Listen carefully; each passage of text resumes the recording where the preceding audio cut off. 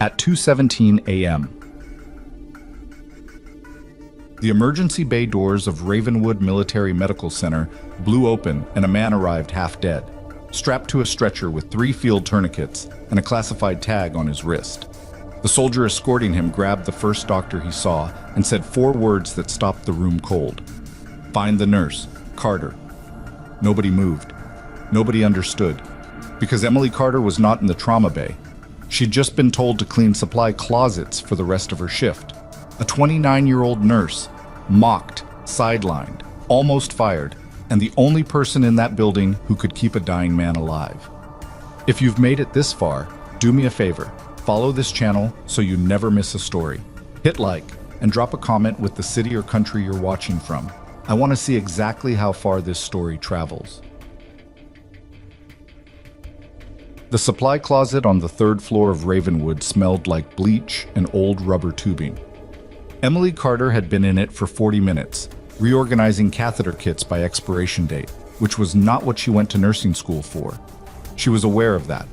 She was also aware that complaining would make things worse, because the last time she'd pushed back, 3 weeks ago, during a pre-op briefing when she'd pointed out that the patient's chart listed a sulfa drug allergy that Dr. Harlan Voss hadn't bothered to cross-reference. Voss had looked at her the way people look at a parking ticket, annoyed, briefly, already moving on. "The chart is fine," he'd said. His wristband says, "The chart is fine, Carter." She'd flagged it with the pharmacy anyway, quietly. The order got changed. Nobody acknowledged it. Nobody said thank you. And 2 days later, she was assigned to supply closet rotation because, as nursing supervisor Diane Pauley put it, "You have an attitude problem." Emily had not argued. She'd taken the rotation. She stood in the closet now with a clipboard and tried not to think about the fact that she was 29 years old and had once kept a man alive for 4 hours in a ditch, outside a forward operating base in conditions that would make most people in this hospital faint from description alone. She tried not to think about that. She was mostly successful. Her phone buzzed. She looked at it. A text from Marcus Webb, one of the night shift nurses she actually liked. "Trauma Bay, Stat. They're asking for you specifically. Do not walk. Run." She stared at the message for a full second. Then she dropped the clipboard and ran. The trauma bay was controlled chaos when she pushed through the double doors, which was the normal state of the trauma bay at 2 a.m. on a Thursday. What was not normal was the 4 men in unmarked tactical gear standing along the far wall, or the stretcher in the center of the room, surrounded by 3 nurses and 2 residents who all looked like they weren't sure what they were looking at. Emily pushed through. She got close enough to see the patient and assessed in under 4 seconds. Male, mid-30s, military build, conscious but barely, bilateral chest wounds with field expedient seals that had been applied correctly and then jostled loose during transport, a tourniquet on the right thigh that had been on too long, and a pulse ox reading of 83 on the monitor, which someone had finally managed to clip to his finger. "Who initiated treatment?" she said. One of the residents, a second-year named Priya Nair, who Emily had always liked, looked up. "The guys who brought him in. They said he's been in transport for 40 minutes. Tourniquet time? They don't know." Emily pulled on a pair of gloves. "His chest seals are vented wrong. Get me new ones. Get me a 14 gauge for decompression, and I need a thoracic kit ready. Not open ready. And someone call Voss." "Dr. Voss is already on his way," said Diane Pauley from behind her. Emily did not turn around. She was already leaning over the patient, re-examining the chest seal placement, pressing 2 fingers along his left lateral chest wall and listening. He was alert enough to watch her. His eyes tracked her face. He had gray eyes and a scar along his jaw that looked like it was from a long time ago, and something about the way he was watching her. Not panicking, just waiting, like a man who had been in worse situations and knew how to be patient, made her think he was someone who had spent a lot of time in rooms where the wrong decision killed people. "You're at Ravenwood Medical," she said to him, keeping her voice level. "Military trauma facility. We've got you. What's your name?" He said, barely audible. Doyle. "I'm Emily. I'm going to fix the chest seals first, then I'm going to check the tourniquet. You're going to feel pressure but not pain. Squeeze my arm if the pressure gets to 8 out of 10. He said, "Okay." She was already moving. Behind her, she could hear the doors open again and knew, without looking, that it was Harlan Voss because the room did the specific thing it always did when Voss entered. A kind of collective inhale and straightening, everyone positioning themselves 2 degrees closer to invisible. "What do we have?" Voss said. Not a question. A declaration that he had arrived and the situation could now be handled properly. "Bilateral penetrating chest trauma," Emily said, not turning. "Probable tension pneumo developing on the left. Tourniquet's been on the right thigh approximately 40 to 50 minutes. I'm recommending immediate needle decompression and tourniquet conversion before we move to imaging." "Back up, Carter." She turned then. He was already putting on gloves, looking at the monitor, doing the exact thing doctors did when they walked into a room and needed to establish that they were the most important person in it. "His pressure is dropping," she said. "If we don't decompress that left chest in the next—" "I said back up." Voss looked at Priya. "Get imaging ordered. Full trauma series." "He can't survive transport to imaging in his current—" "Carter." Voss's voice dropped. That specific register he used for nurses he found irritating. "I am the attending physician. You are a floor nurse on supply rotation. Do you understand the difference, or do I need to explain it to you again?" The room went quiet. Not the natural quiet of a trauma bay working efficiently. The specific, ugly quiet of everyone staring at a linoleum floor and being glad it wasn't them. Emily looked at Voss. She looked at the patient. Doyle was watching her. His pulse ox had dropped to 81. "His SAT is 81, she said. "I can read a monitor. He has maybe 3 minutes before—" "One more word and I will have you removed from this building tonight. Are we clear?" She stopped. Not because she was giving up, because she could see that Voss was already gesturing to one of the techs to prep for transport, and she needed 2 seconds to figure out whether there was a way to do this that didn't end with her badge being confiscated in the next 5 minutes. One of the men in tactical gear stepped forward. He was taller than the others, maybe 40, with the kind of face that had been in weather for a long time. He looked at Voss with an expression that wasn't hostile so much as very precise. "What is your name?" the man said. Voss blinked. "Dr. Harlan Voss, Chief Trauma Surgeon, and you are— Who told you to get a nurse named Carter?" Nobody told me anything. I was paged. Someone in this building was paged and specifically requested Carter." The man turned and scanned the room. "Who made that call?" Silence. Then Marcus Webb, from the back of the room, raised his hand slightly, like a man not certain he was doing the right thing but doing it anyway. "One of the guys who brought him in said it. Before they left. Said to find the nurse named Carter. Said she'd know what to do." The man in tactical gear looked at Emily. "Are you Carter?" "Yes." He looked at Doyle on the stretcher. Doyle had managed to nod, just barely. The man said, "Then do what you were called here to do." Voss turned. "Excuse me, this is my trauma bay, and I am the—" "Sir?" The man's voice did not rise. It just stopped being the kind of voice you interrupted. "My operator is dying. You have spent the last 90 seconds establishing your authority instead of treating him. I'm going to stand here quietly, and you are going to step back, and this nurse is going to do her job. That is what is going to happen." The room was very still. Voss's face did something complicated. Then he stepped back. Not far, but back. Emily turned to Priya. 14 gauge. Now. She worked fast and without ceremony, which was the only way she knew how to work when a situation was real. Needle decompression on the left chest, second intercostal space, mid-clavicular line. She felt the rush of air release and heard Doyle's breathing ease almost immediately. His SAT climbed to 87, then 91, then settled at 93. She reassessed the chest seals, replaced the left one with proper vented technique, pressed along his rib line to check for fractures that might complicate a later chest tube if it came to that. The tourniquet on the right thigh she converted to a pressure dressing with a wound pack. It had been on long enough that she was worried about reperfusion, but not so long that the tissue was compromised, and getting blood flow back to that extremity was better than leaving it occluded with imaging still pending. She talked through every step in a low, steady voice, not for the benefit of the staff watching her, but because Doyle was awake, and people who were awake deserved to know what was happening to their bodies. "You're going to feel your leg warm up," she said. "That's normal. Tell me if you feel numbness." "Feels like fire," he said. "Good. Fire means circulation. Count to 30 for me." "Why?" "Keeps you present. Count." He counted. His voice was rough and quiet, and he made it to 30 without stopping. And by the time he finished, his SAT was at 96, and his pressure had climbed to 104 systolic. Voss was still in the room. He hadn't moved. He was watching her with an expression she had learned to read over 2 years at Ravenwood.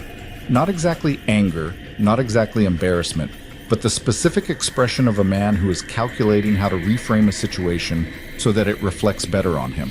Priya Nair had tears in her eyes, which she was trying to hide by being very busy with a chart she didn't need to be busy with. The man in tactical gear, Emily still didn't know his name, had not moved from his position near the wall.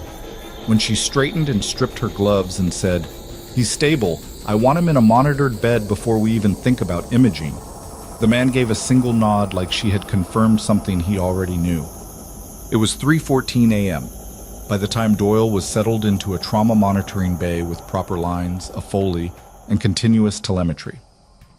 Emily had written up the nursing assessment in the system and was washing her hands at the sink outside his room when Diane Pauley appeared. Diane was a 53-year-old woman who had been nursing supervisor at Ravenwood for 11 years and who had, in Emily's experience, never once made a decision based on what was right for a patient that she didn't first run through a filter of what was right for Harlan Voss. She was not a bad person. She was a person who had made a series of small choices over a long career that added up to something Emily found genuinely difficult to look at directly. "Dr. Voss wants to speak with you," Diane said. Emily dried her hands. "Tonight?" "His office. Now." She followed Diane down the corridor and into the elevator and up to the second floor where Voss's office occupied a corner with windows that faced the parking structure, which had always struck Emily as a specific kind of punishment for a man who clearly wanted windows facing something grander. Voss was behind his desk. He had changed out of his scrub top into a different one, which struck Emily as a very strange choice for 3 a.m., and he had his arms crossed in the way that people cross their arms when they wanted to look relaxed, and it wasn't working. "Close the door," he said. She closed it.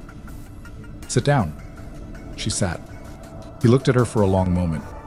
"You undermined me in front of my team, in front of military personnel, and in front of a critically injured patient. I disagreed with your treatment decision," she said. "I was right."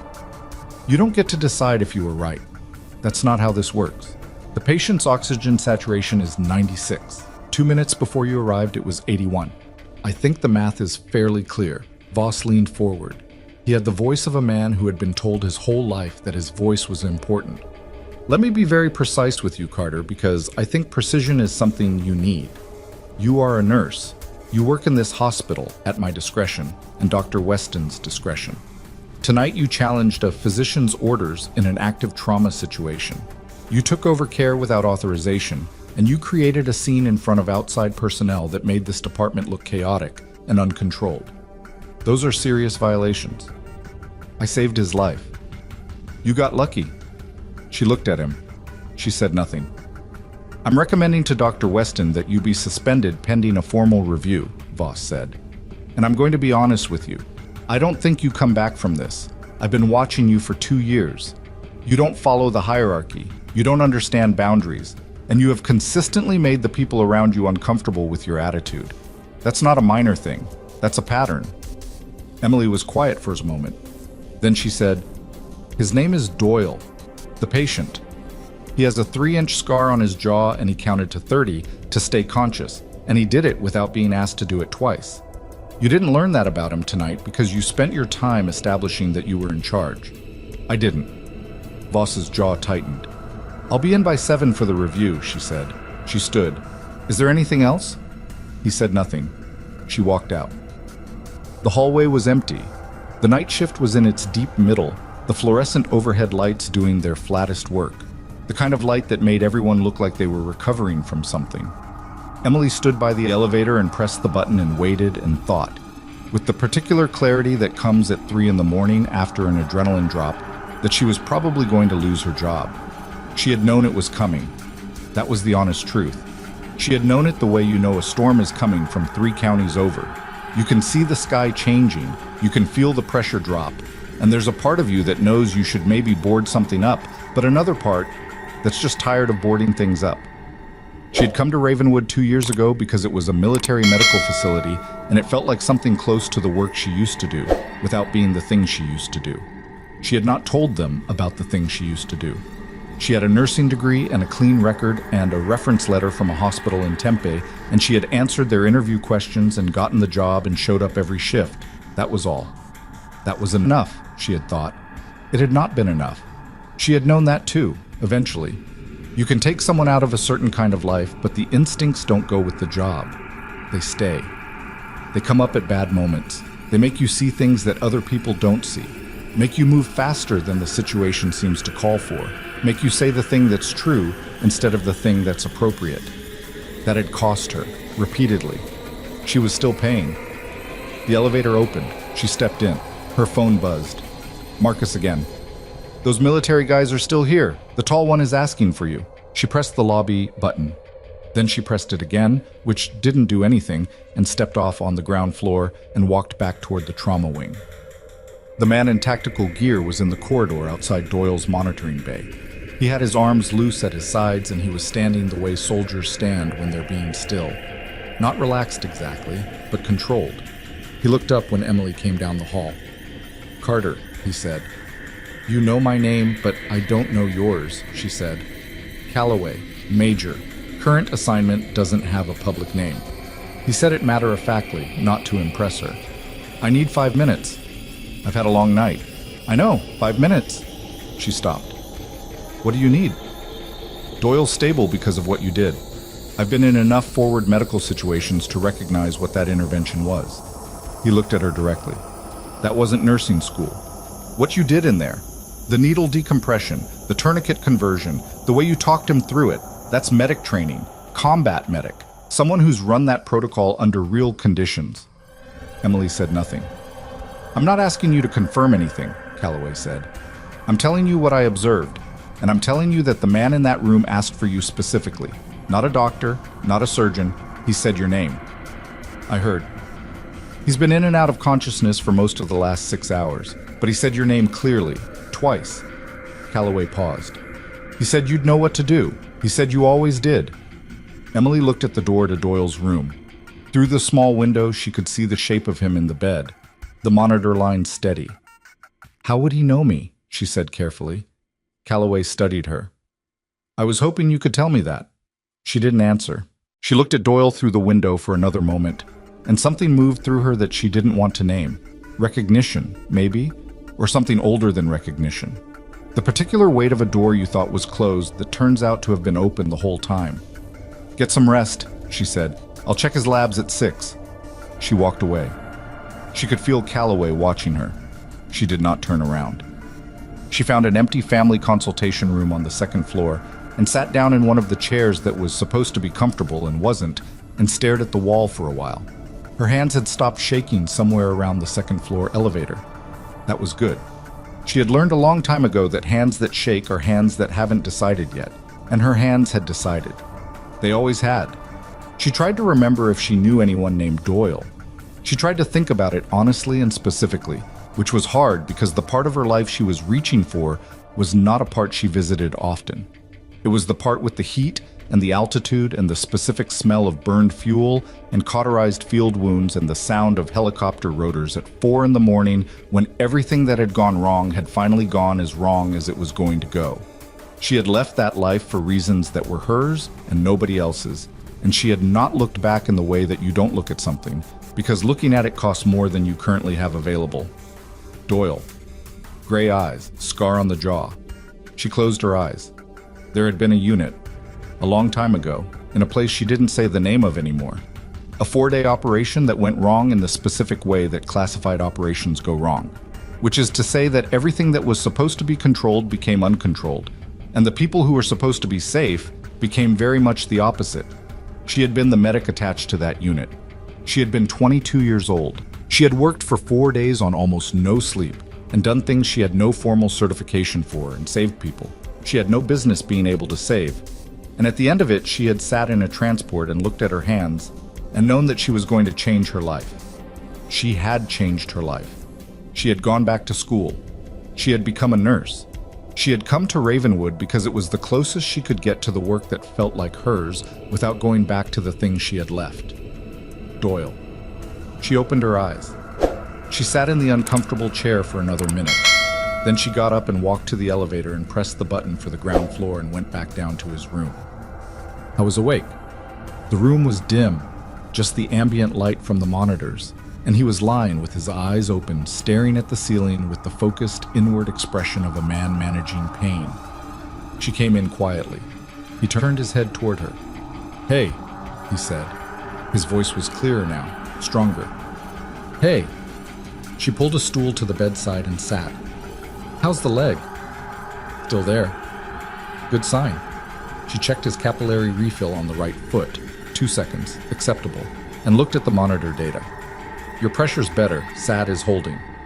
"You're Carter," he said. Not a question. "Emily Carter." "Yeah." He looked at her. The gray eyes, up close, had something in them that she recognized the way you recognize a person's face in a dim photograph. Not immediate, not certain, but gathering. "You were in Karzani province," he said. 14 Charlie, attached to the 3rd. Her hand stilled on the bed rail. 6 years ago, he said. 4-day window.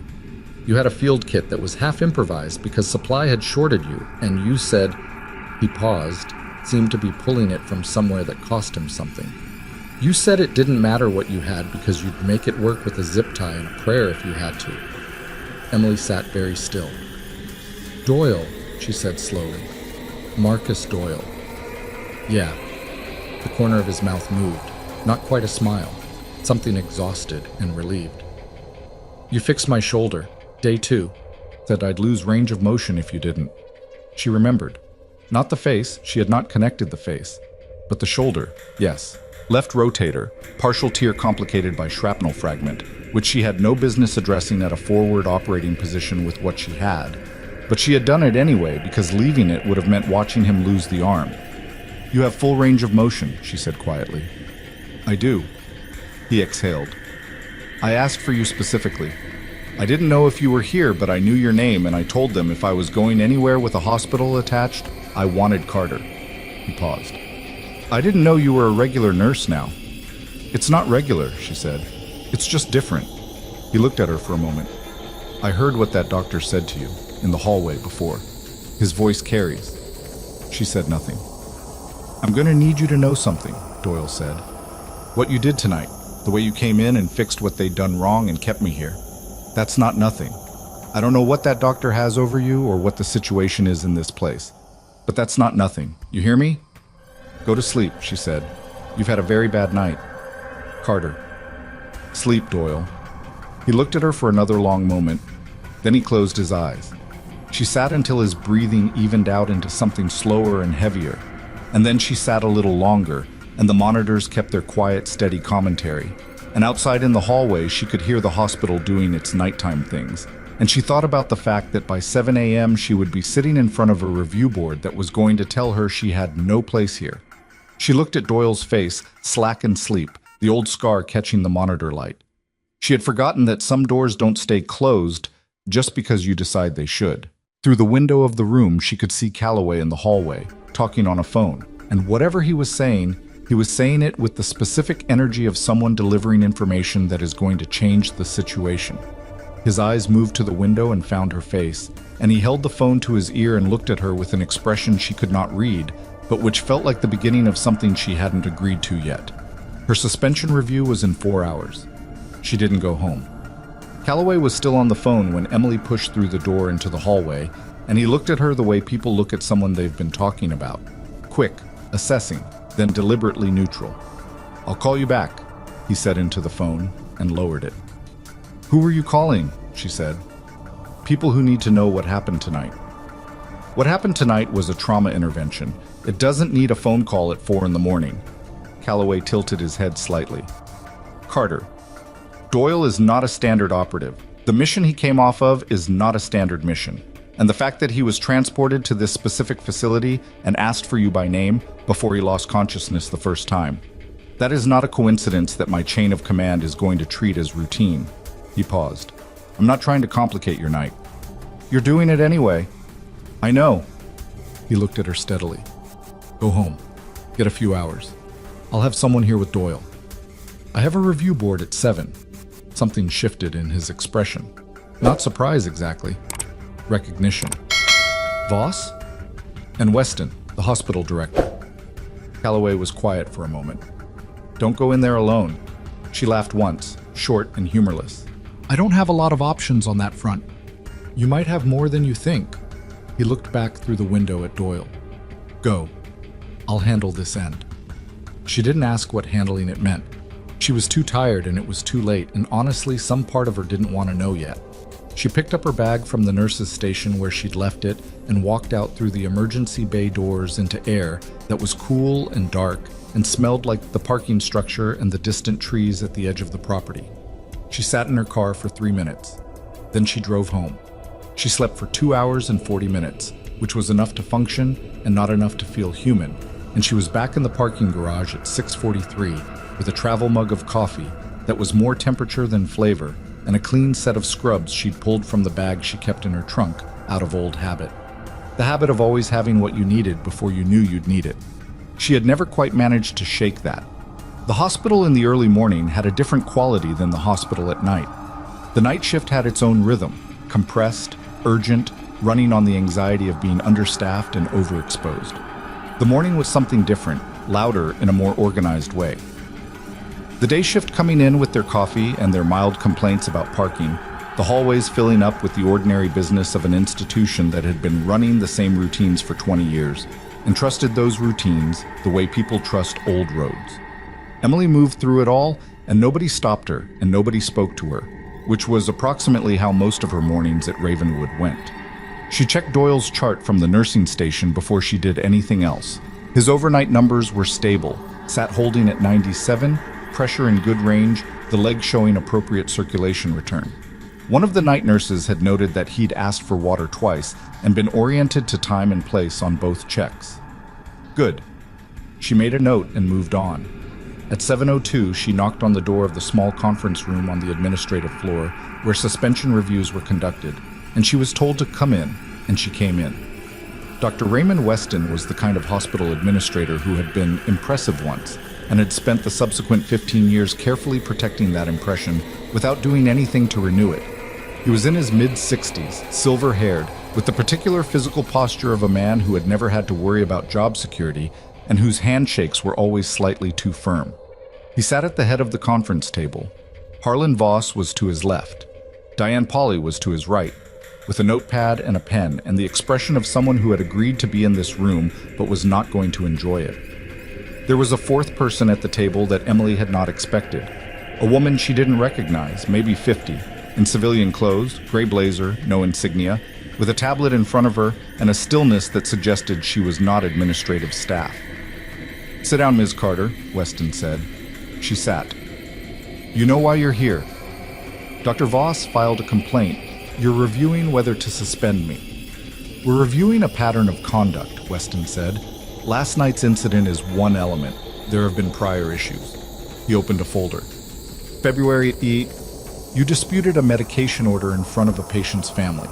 March, you filed an internal safety report that was found to be unsubstantiated. Last month, you argued with a resident in the hallway of the post-surgical unit. The medication order in February was for a dosage that would have been contraindicated. The safety report was about a broken sharps container that wasn't replaced for 6 days.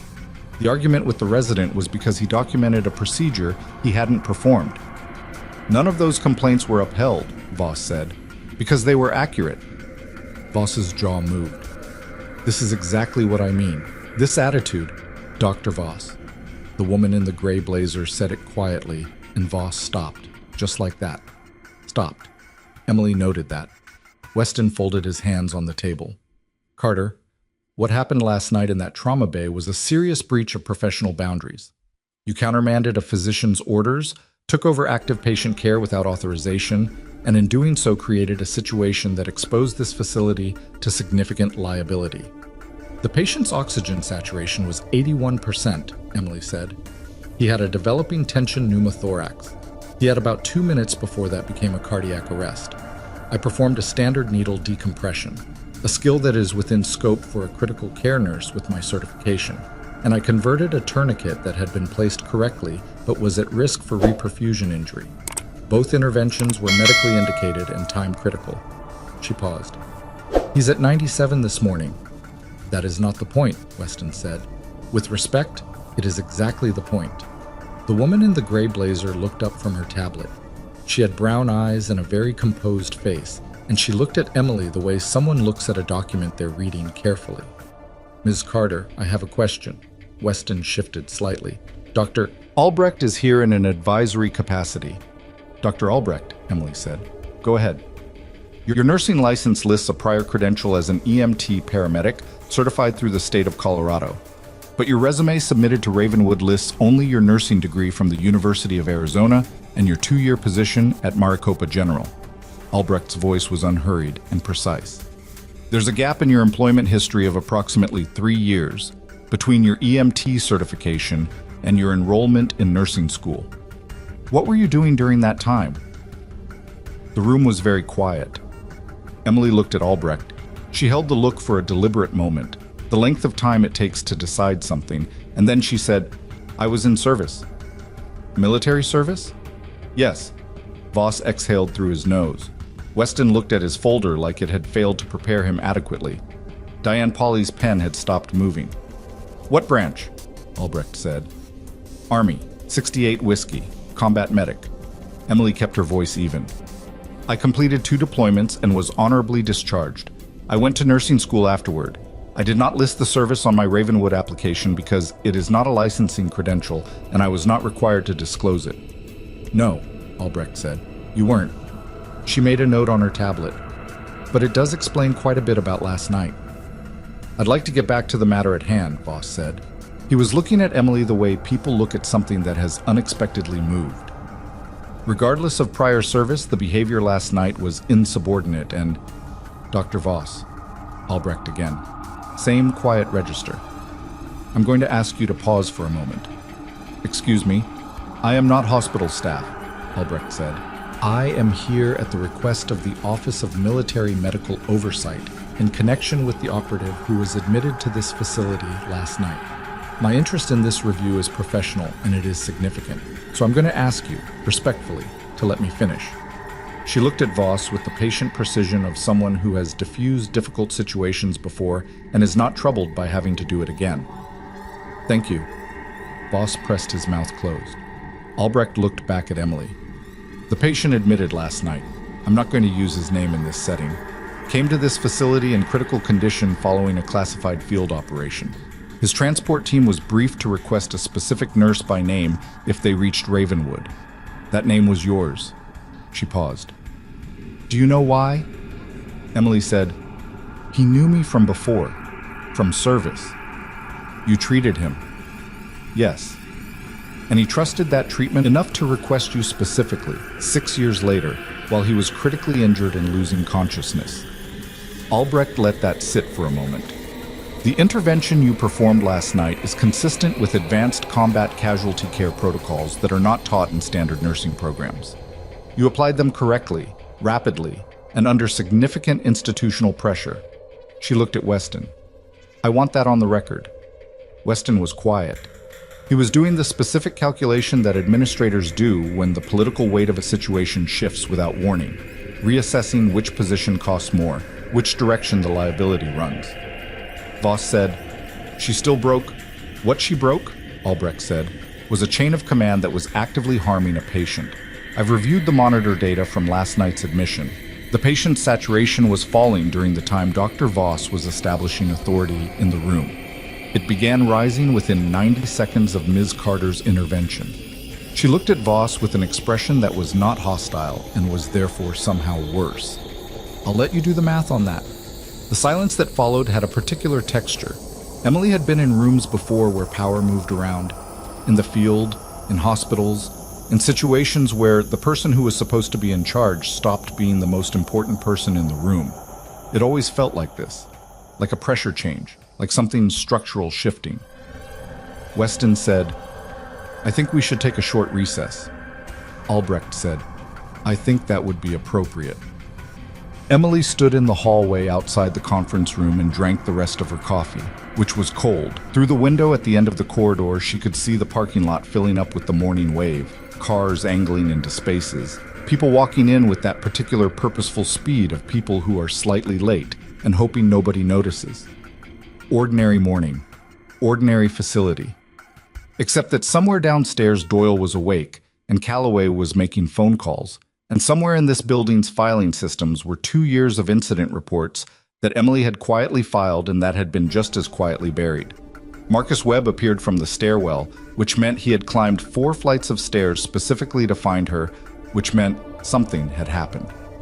"Talk fast," she said. "Calloway's downstairs," Marcus said, slightly winded. "He's not alone anymore. There are 2 other people with him, a man and a woman, both in civilian clothes, but Marcus with the security background.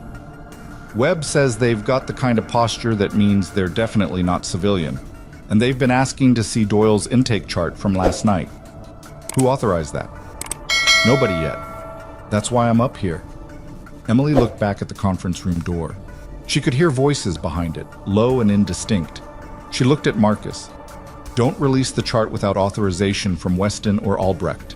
Not Voss. He doesn't have authority over military admissions." "Does Albrecht?" "I think she might have authority over most things in this building right now, and nobody's worked that out yet." Marcus absorbed this. "Are you okay? What happened in there?"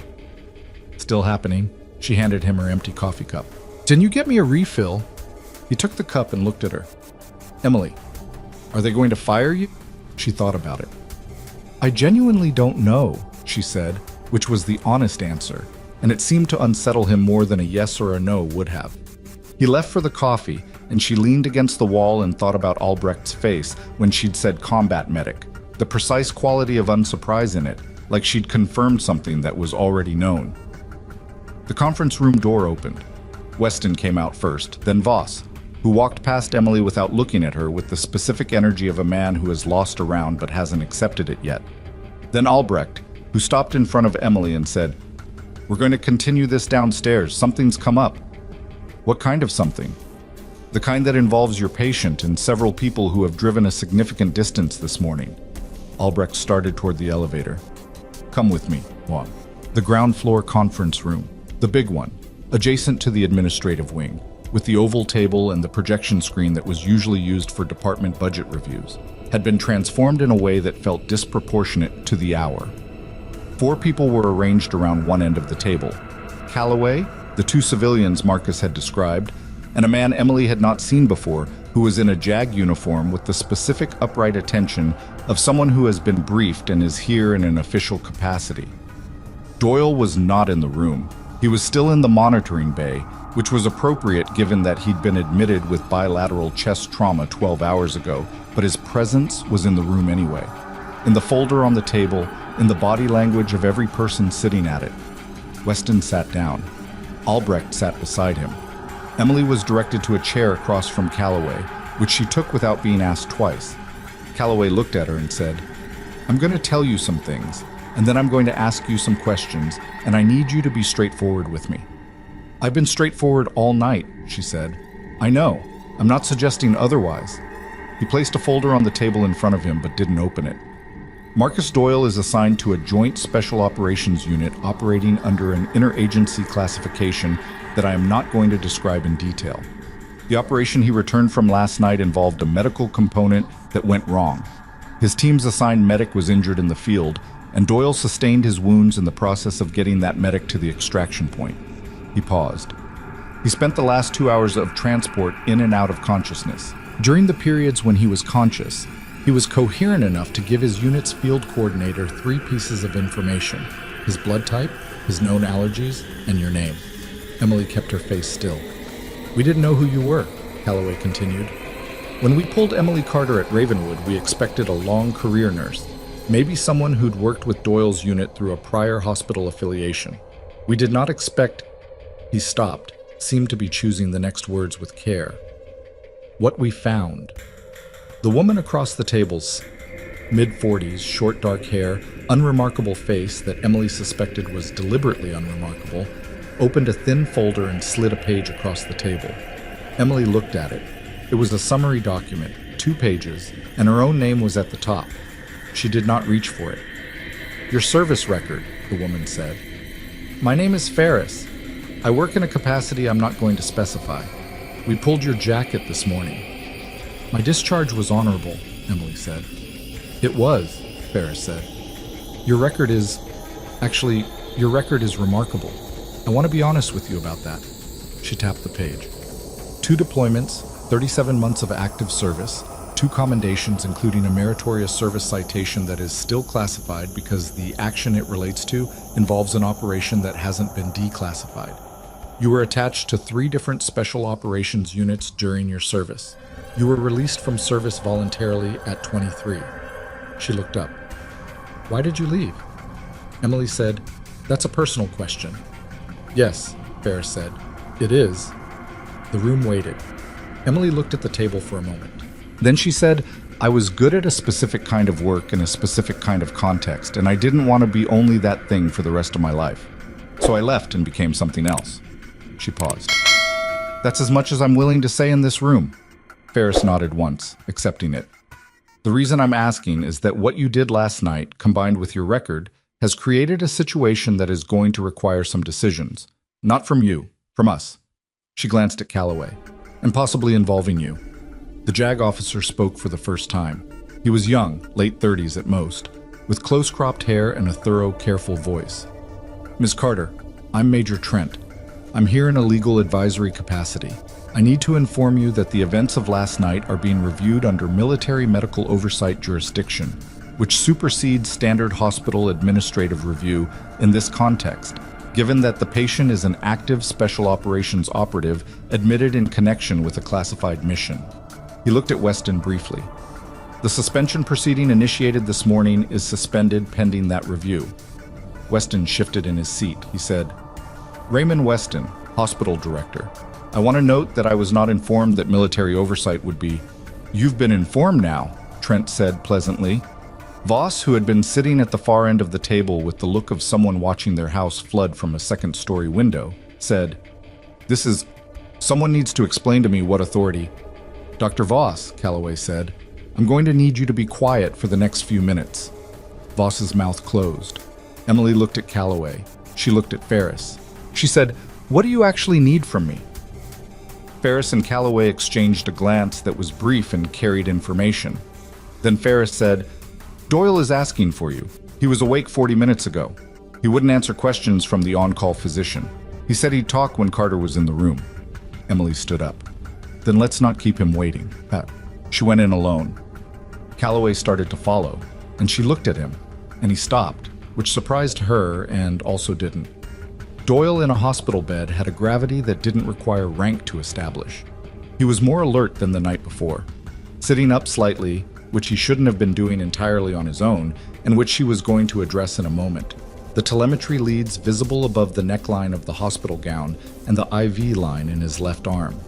The color in his face was better, not good. He'd lost blood and he was running on whatever the body runs on after a night of significant trauma, but better. You're sitting up, she said. Elevated 15 degrees, he said. I checked. Your thoracic surgeon is going to tell you flat for another 18 hours. My thoracic surgeon hasn't been in yet. Because it's 8 in the morning and you were admitted at 2. She pulled the stool to the bedside. You wanted to talk. Doyle looked at her for a moment. He had that same quality as the night before, the patient stillness of someone who had learned to take the measure of a situation before he moved. They're being careful with you out there, he said. The people Calloway brought. That means they found your record and they're not sure what to do with it. They seem to be doing quite a bit with it. Yeah, he paused. I should have warned you. When I asked for you, I didn't think about what it would pull up. I was not fully operational at the time. You were dying, she said. I was having a bad hour, he said, which was the specific understatement of a person who had decided a long time ago not to dramatize their own near-death experiences. She almost smiled. What did you want to tell me? He looked at the door, then back at her. The medic from my team, the one who went down in the field. He's coming here. They're transporting him now. He's in worse shape than I was. She went still.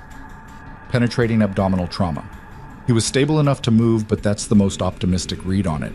They didn't have the personnel in the field to do more than damage control. Doyle held her eyes. He's 24 years old. His name is Garrett, and when he gets here, the people in that building are going to have the same argument they had last night about who has authority over who, and meanwhile he's going to be bleeding into his abdominal cavity. Emily stood up. When? Calloway said 40 minutes, maybe less. She was already moving toward the door. Carter, he said. She stopped. They're going to try to make decisions about your job while you're trying to do it, he said. Don't let them. The job is the thing. She looked at him. She said, get back to 15 degrees. She pushed through the door into the hallway and almost walked into Calloway, who was standing just outside with the expression of a man who had been listening through the door and wasn't going to pretend otherwise. Garrett, she said. 35 minutes, Calloway said. Maybe. Who's the trauma attending on days? Voss. She looked down the hallway toward the conference room where she could see Weston through the glass wall, still sitting, still talking, still managing his position in a situation that had already moved past him. Get Albrecht, Emily said. Now. And get me a surgical consult from outside Voss's rotation. Someone who hasn't been in that room this morning. I can do that, Calloway said. And someone needs to tell the trauma bay to prep for a penetrating abdominal. Damage control surgery will be on the table. They need to be ready, and they need to not waste time when he comes through the doors. I'll make the call. She was already moving, and the hospital was doing its ordinary morning around her, and somewhere outside the parking structure, a transport was driving 35 minutes closer with a 24-year-old soldier inside it who had done his damage control and was now relying on whatever came next. And Emily Carter was walking toward the trauma bay with the particular focused quiet of someone who had already made every decision that mattered and was simply executing them. And she was almost at the bay doors when her badge beeped, and she looked down and saw the screen on the panel read, Access Suspended, Administrative Hold, and the door did not open. She stared at the panel for exactly 1 second, then she turned around. Calloway was 6 feet behind her, phone still in hand, watching her face. My access is suspended, she said. I see that. Voss or Weston, one of them pushed it through while we were downstairs. She looked back at the panel. The red light on the reader was small and absolute. Garrett has maybe 30 minutes. Calloway didn't waste time on sympathy. He moved to the panel and badged it with his own credentials. Military contractor access, different tier, and the light stayed red. Different system. The hospital's administrative lock had sealed the bay doors from the inside network, which meant it required an override from the administrative floor.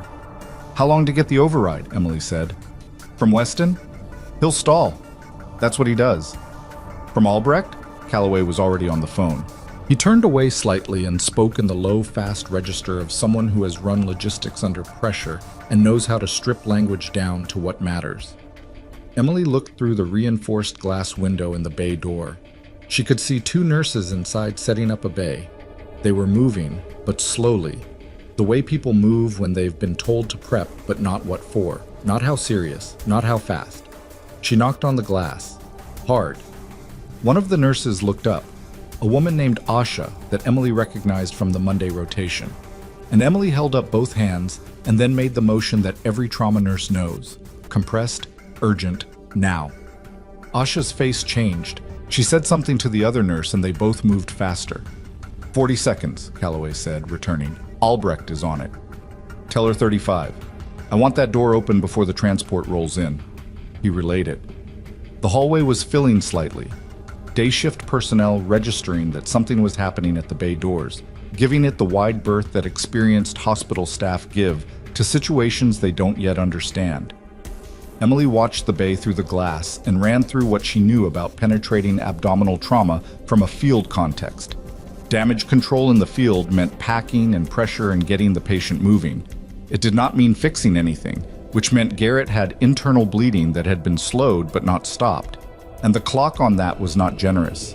The panel beeped. The light went green. She pushed through. But inside the bay. She pulled a gown over her scrubs, gloved, and started briefing Asha before she'd finished tying the second knot. Penetrating abdominal, damage control in the field, ETA under 30 minutes. Unknown number of entry wounds, field packing in place. Do not remove the packing, I don't care what anyone tells you, until we have a surgeon and suction ready. Get me 2 large bore IVs prepped, O negative on standby, a massive transfusion protocol tray, and someone needs to call the OR and tell them to hold a room. For who? Asha said. What surgeon? That's being decided right now. Emily looked around the bay. Standard Ravenwood trauma setup. Capable, if the people running it were capable. Where's the ultrasound? Bay 3. Get it in here. I want fast exam capability the second he's on the table. Asha moved.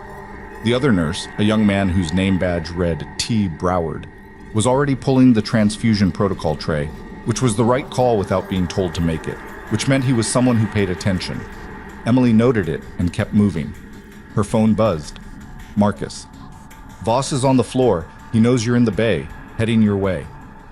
She had perhaps 4 minutes. She used them. She checked the defibrillator, checked the airway cart, verified that the bay had a working thoracotomy kit. It did, bottom drawer, sealed, and pulled a second IV stand into position. She talked through the setup with Asha in the compressed functional shorthand of people who have worked together long enough to skip the explanation and go straight to the task. The bay doors opened. Not Voss, Albrecht, moving fast for someone who had seemed so unhurried 20 minutes ago, with Trent half a step behind her. You have the room, Albrecht said. Voss's surgical authority over military admissions has been suspended pending review. Who's the surgeon? Dr. Lena Pack. She's trauma surgery. She's been here 4 years. She's not in Voss's rotation, and she was paged 8 minutes ago. Albrecht looked around the bay with the quick inventory of someone who knows what they're looking at. She'll be here. She needs to be here in 20. I know. Harlan Voss came through the bay doors 30 seconds after that, and the room did the thing it always did, and then it didn't, because Albrecht turned to face him before he'd taken 3 steps, and the room recalibrated. Dr. Voss, Albrecht said, you've been notified that military oversight jurisdiction? This is my department, Voss said. He was looking at Emily, not Albrecht. She has a suspended badge. She has no authority to be in this bay. Her administrative suspension has been stayed, Trent said from the door. By whom? By me, Albrecht said, in my capacity as the oversight representative for this admission. You're welcome to contest it, and I'll give you the contact information for the relevant office, and you can make that call this afternoon. She paused. Or you can recognize that a critically injured operative is going to arrive in approximately 20 minutes, and you can let the people in this room do their jobs. Voss looked at Emily. The look had something in it that was beyond professional anger, something personal, which was the most dangerous kind, because personal anger makes people do irrational things at bad moments. You don't belong here, he said to her. She was checking the ultrasound settings, and she said, without looking up, the patient does. That's what matters. Voss left. The door swung behind him, and the room exhaled and got back to work. Dr. Lena Pack arrived 11 minutes later, in the way that good surgeons arrive when they've been given real information, already decided, already moving, questions limited to what she didn't know yet. She was Korean-American, early 40s, compact, with the kind of face that communicated information efficiently and didn't waste expression on performance. She looked at the bay setup, looked at Emily, and said, "Talk me through what's coming."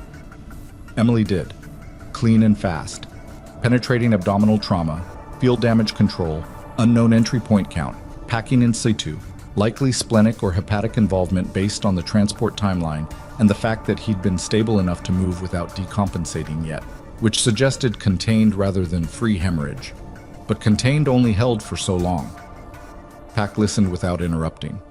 When Emily finished, Pack said, "Fast first, then we see. If he's free bleeding into the belly, we go straight to OR, no stops." Agreed. What's his blood type? Not confirmed. O negative on standby. Keep it there. Pack looked at Asha. I want the surgical team paged now, not when he comes through the door. I want them scrubbed and waiting. Asha was already on the phone. Pack looked back at Emily. Who are you? Emily Carter.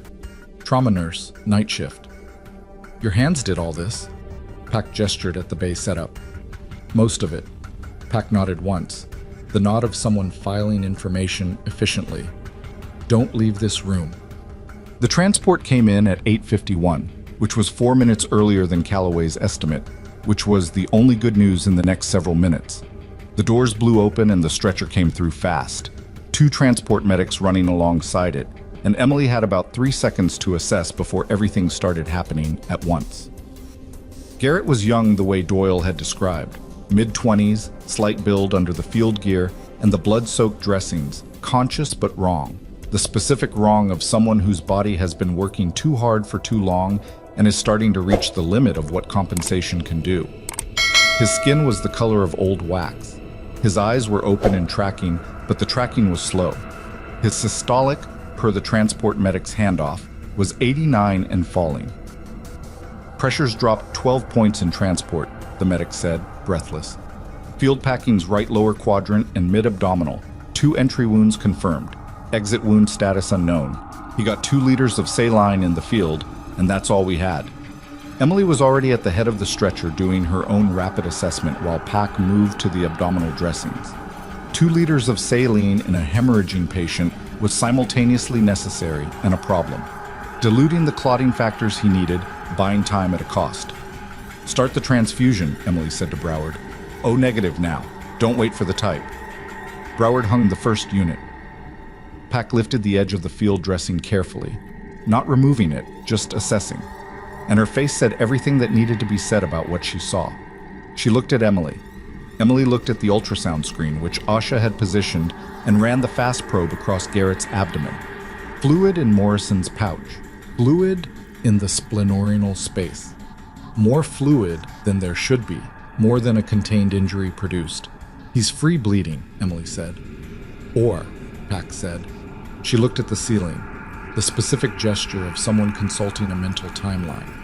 We have maybe 15 minutes of useful pressure before he decompensates.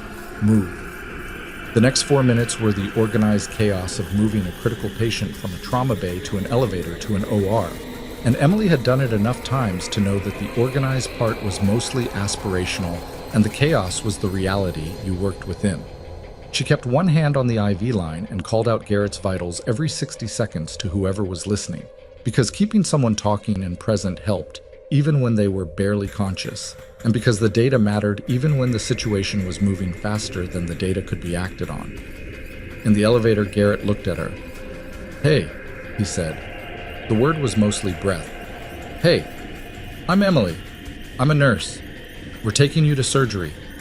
"Doyle," he said. "He's stable. He's upstairs. He told me you were coming." Something in Garrett's face shifted. Not quite relief, but something in that direction. The elevator opened. They moved. She was not allowed in the OR. She had known she wouldn't be.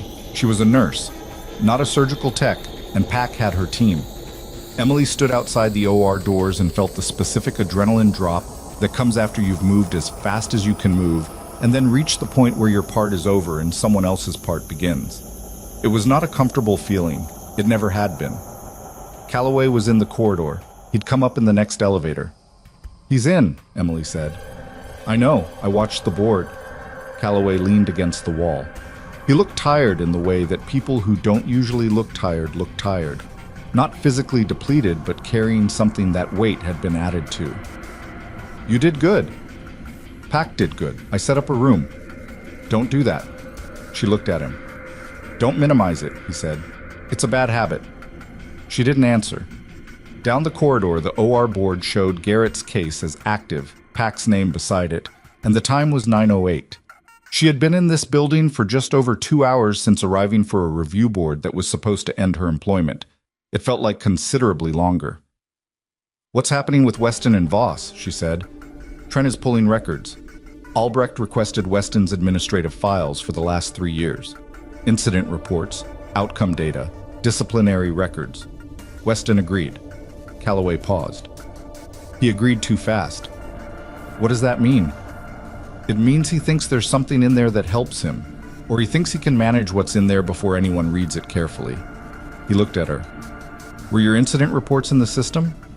"They should be. I filed them through the standard HR portal." "All of them?" She thought about it. 6 reports over 2 years. The medication incident in February, the Sharps container, the documentation issue with the resident. 2 more. One about a post-surgical infection that I thought had been misattributed in the records, and one about a patient who was discharged before his wound drain output was at a safe level. 5. You said 6. She was quiet for a moment. "The 6th one I filed 8 months ago. A patient came in with a traumatic brain injury, MVA, brought in by his family. Voss was the attending. I noted during post-op monitoring that the neuro checks weren't being done at the documented frequency. The chart said every hour. I was in the room, and they weren't happening every hour. What happened with the patient? He was discharged 3 days later. His family called the nursing station twice in the following week with concerns and was told to follow up with his primary.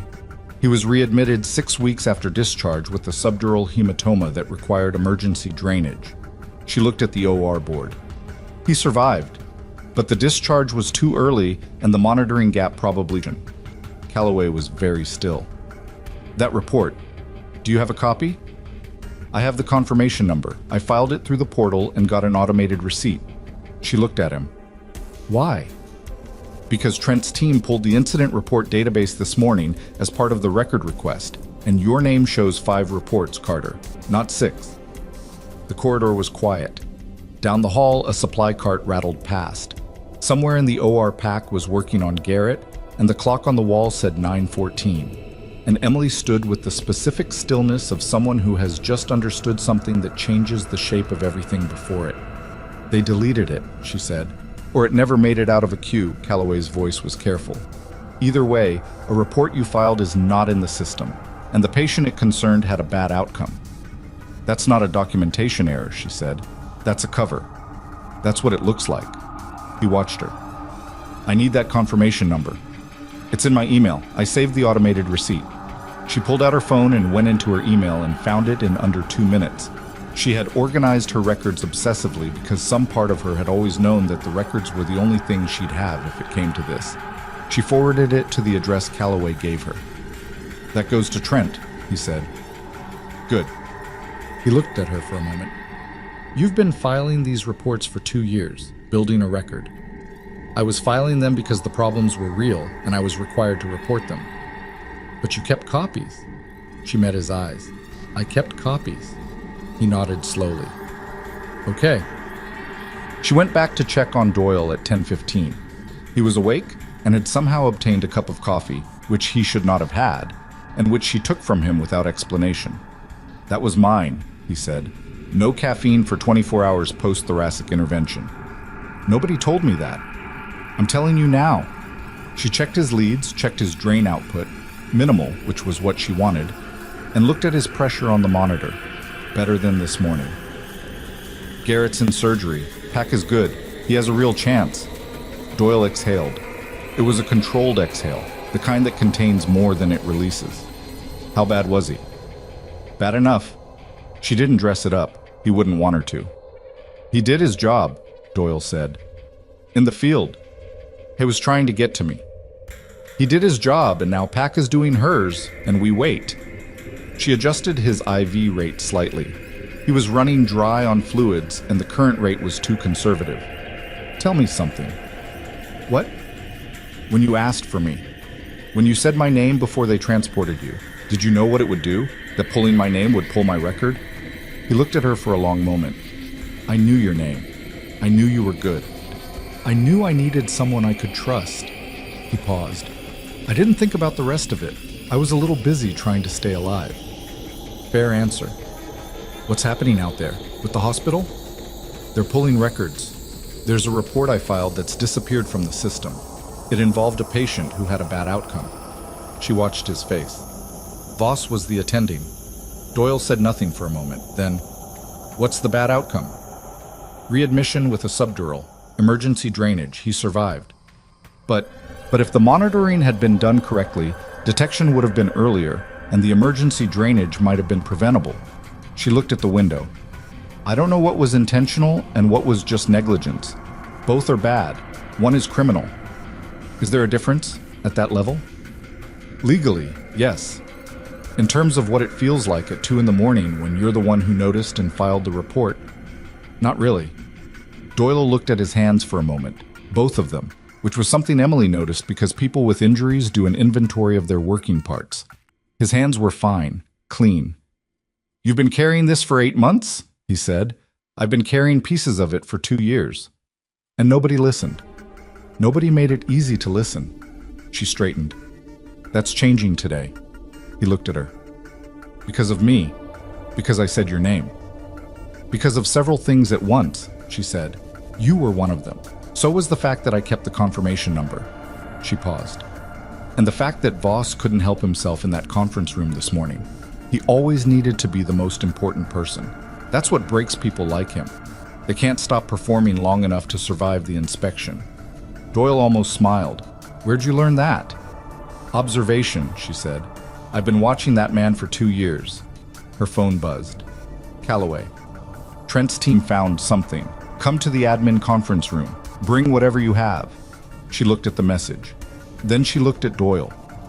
Rest, she said. Carter. He caught her eye before she reached the door. Whatever they found, make sure it sticks. Don't let them manage it. I'm not planning to let anyone manage anything, she said, and left. The administrative conference room at 10:45 looked different than it had at 7:02. Something had changed in the room's atmosphere. The specific change that happens when people who have been holding positions start to understand that holding positions is no longer the priority because the facts in the room have shifted weight. Trent had 3 people with him now who hadn't been there before, all of them with laptops, all of them moving through documents with the focused speed of people who have been given a specific thing to look for and have found it. Albrecht was standing rather than sitting, which Emily had begun to understand was her mode when something significant was happening.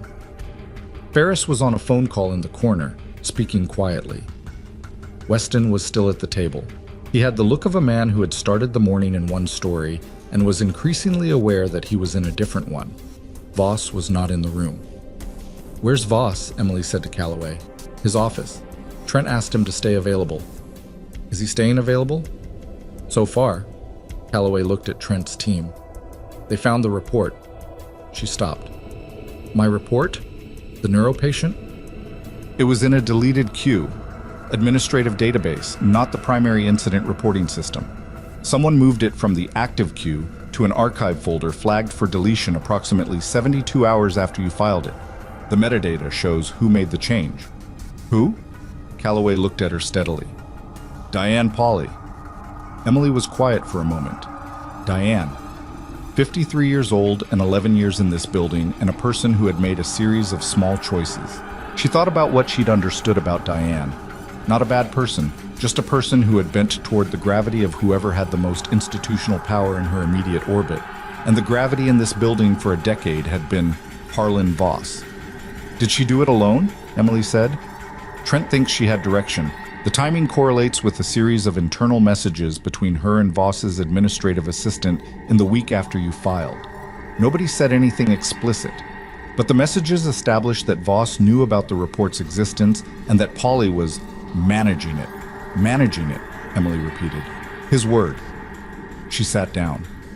Not because she was tired, because she needed a moment to think clearly, and thinking clearly while standing was harder, when the thing she was thinking about was 2 years of being dismissed and documented and filed away, and the specific shape of what that had cost her. The patient with the subdural hematoma. The man whose family had called twice and been told to follow up with his primary. She had thought about him. She had not known his outcome until she'd checked the hospital system 3 months after filing the report and found the readmission record. She had filed the report and kept the confirmation number and gone to work the next morning, and the morning after that, and not said anything to anyone because there was nothing to say that the report hadn't already said, and the report had disappeared. And she had known it had disappeared and not been able to prove it. She could prove it now. Trent came to her end of the table. He sat down across from her and put a notepad between them.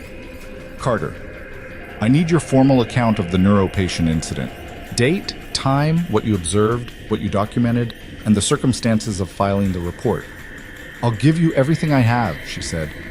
Good. He uncapped his pen. Start at the beginning. She started at the beginning. She talked for 22 minutes, clear and sequential and specific, the way she had been trained to present information.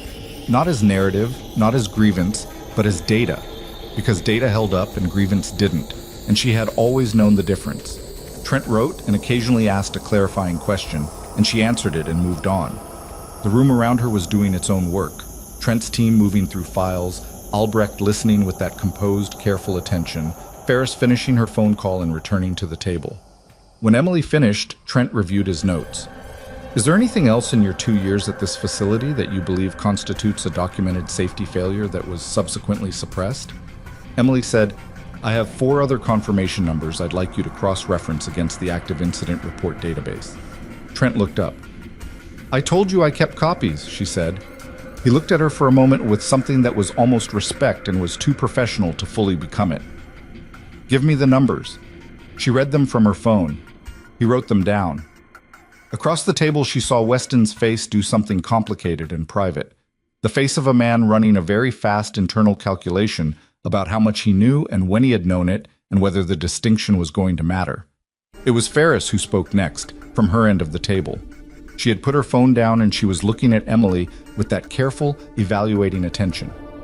Carter, I want to ask you something that's outside the current review. Okay. You've spent 2 years in this facility being systematically dismissed, having your reports buried, being threatened with termination for accurate clinical judgments. You had a service record that would have supported a career in military medicine. You could have gone back at any point. She paused. Why didn't you? Emily looked at the table for a moment. It was not a question she had been expecting, and it was not one she had a clean answer to, which was perhaps the truest thing about it. Because leaving would have meant they were right about me, she said finally. That I didn't belong here. That a floor nurse with an attitude problem should go find somewhere else to be. She looked at Ferris. I was right. They were wrong. I didn't see why I should be the one to leave. The room was quiet. Then the door opened and Trent's assistant, a young specialist who had been coming and going with documents for the last hour, came in with the particular urgency of someone delivering information that cannot wait, and handed Trent a single printed page. Trent read it. His face did not change, but something in his posture did. A slight adjustment, a settling, the way a person settles when a thing they suspected has been confirmed. He looked up at Weston. Dr. Weston, when did you become aware of the complaint filed by the family of the neuro patient following his readmission? Weston said, I'm not sure There's an email in your administrative account dated 6 weeks after the patient's emergency readmission, Trent said. It is from the patient's wife. It references a prior complaint that was filed and, her word, ignored. She CC'd the state medical board. He put the page down. When did you become aware of that email? Weston's attorney, Emily had not noticed he'd arrived, but he was there now, at the end of the table. A middle-aged man who had come prepared put a hand on Weston's arm. My client is not going to answer that question without... I am not asking in a legal proceeding, Trent said pleasantly. I am asking in a military oversight review. The distinction matters. Your client can answer or decline, and the record will note whichever he chooses. The room was absolutely still. And then Emily's phone buzzed on the table in front of her, Pac's name on the screen, and she picked it up, and the surgeon's voice came through with the particular flat calm of someone who has spent the last 90 minutes in controlled concentration and is now on the other side of it. He's out, Pac said. Splenic laceration, 2. Liver, grade 1. We got it all. He's going to recover. A pause. Your setup was clean, Carter. Good room. Emily closed her eyes for exactly 1 second. Then she said, Thank you, Dr. Pac. She ended the call. She looked up. Calloway was watching her from across the room. She gave him one nod. He exhaled. Weston said into the silence, I want to cooperate with this review. His attorney's hand tightened on his arm, and Weston said, without looking at him, I want to cooperate. I knew about the complaint. I referred it to Voss's Department for Internal Review, and I accepted their assessment that it was without merit. Without reading the original report filed by Carter, Trent said, a pause that was very long. I relied on the department's assessment. Did you know that the original report had been moved from the active queue? Another pause. The attorney said, Raymond, and Weston said, I want to cooperate. Again, quieter, and Emily understood that she was watching a man who had protected the wrong person for too long, and had just decided that the cost of continuing was higher than the cost of stopping. She looked at Calloway. He was already on his phone. She looked at the door. Somewhere in this building, Voss was in his office, staying available, waiting for information that had not reached him yet. Information about deleted reports and administrative emails, and a military oversight team that had spent the last 3 hours pulling threads from a fabric that he had spent 2 years carefully weaving. He was waiting in his office with its windows that faced the parking structure, unaware that the building was changing around him. That the story he had been telling about Emily Carter and her attitude problem and her inability to understand hierarchy had just been placed next to a set of facts that made it unrecognizable. Trent's assistant came back through the door. He leaned down and said something in Trent's ear. Trent's expression shifted. The same small structural change as before, but larger this time.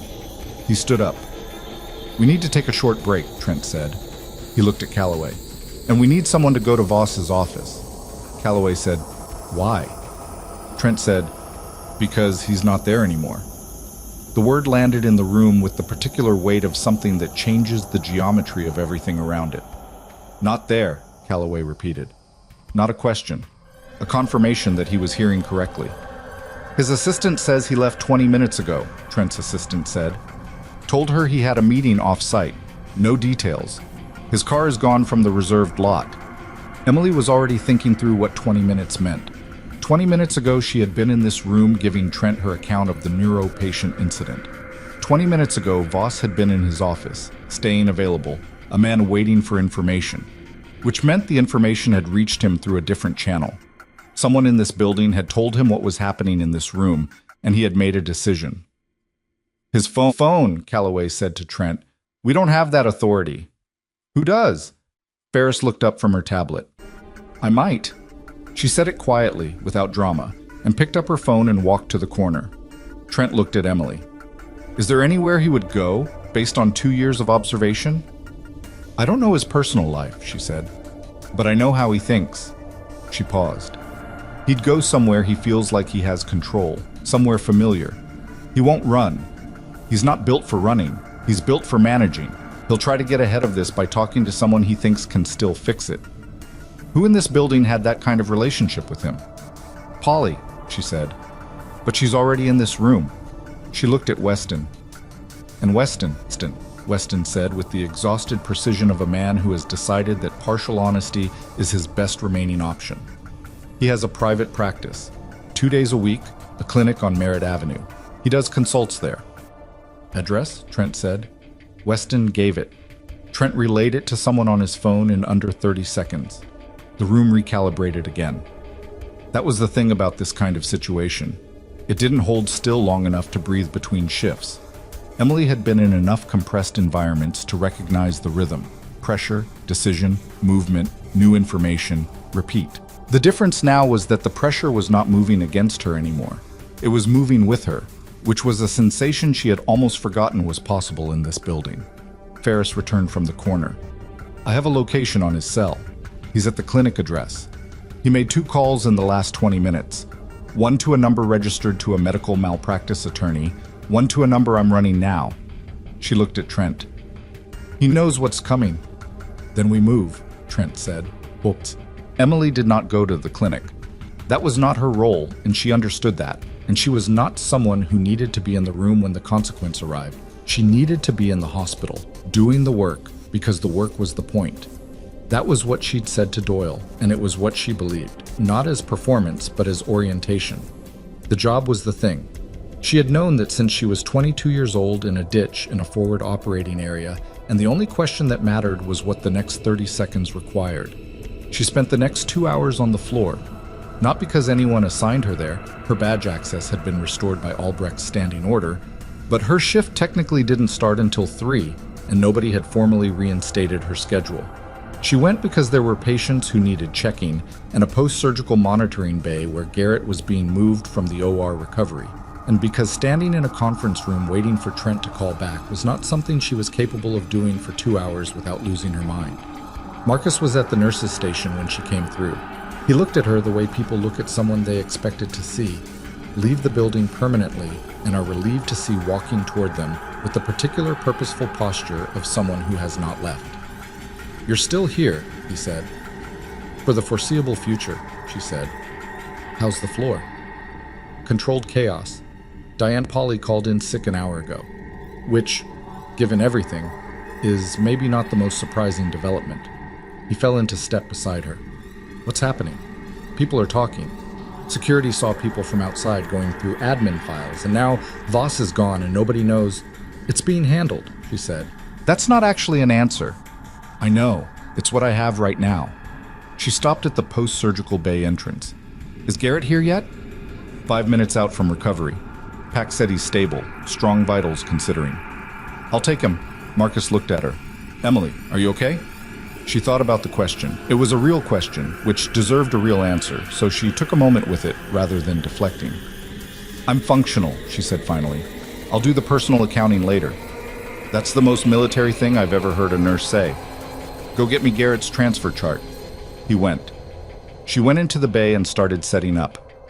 Garrett arrived still slightly under the anesthesia fog, but oriented enough to respond when she said his name. He was young in person in the way she hadn't fully registered in the trauma bay. The youth less visible when someone is critical, more visible when they're past the edge of it. And just a person in a hospital bed with tubes in their arm and the particular fragile alertness of someone who knows they came close to something and is still sorting out how close. Hey, he said, when she checked his incision dressing and he managed to track her face. Hey, I'm Emily. We met briefly this morning. How's your pain? Manageable. He shifted slightly and then didn't because shifting hurt and he hadn't expected it to quite that much. Doyle. Stable, 2 floors up. You can see him when you're ambulatory, which will not be today. He looked at the ceiling. He told you I was coming. He did. He always does that. Thinks ahead. A pause. He's going to feel responsible. He might. That's between you two. She adjusted his IV rate, checked his drain. Output was minimal and appropriate. Your job right now is to breathe and not move and let the surgery do what it did, okay? Okay. He was quiet for a moment. The nurse who set up the room, Pack said the setup was clean. That was you? It was a team. She specifically said the nurse who set up the room. Emily looked at him. Yes, that was me. He looked back at her. He was still mostly anesthesia flat, his face not doing the full range of what it probably did when he was 100%, but something in his eyes was entirely present. Thank you, he said. She had heard those words in this building before. She had heard them from patients and occasionally from family members and almost never from colleagues, and they had always meant something even when she'd deflected them. Coming from a 24-year-old who had been bleeding into his abdominal cavity 4 hours ago, they had a particular weight that she did not deflect. She let them land. Rest, she said. She spent the next 40 minutes doing rounds that nobody had assigned and that needed doing anyway. A post-op hip replacement patient in Bay 4 whose pain management chart had a discrepancy. An elderly woman in Bay 7 who had been ringing her call light every 20 minutes and whom the day shift had been avoiding. 2 patients whose discharge paperwork had been sitting since morning because the day charge nurse was new and hadn't prioritized the workflow correctly. Emily moved through it without announcement, doing the work the way she had always done it.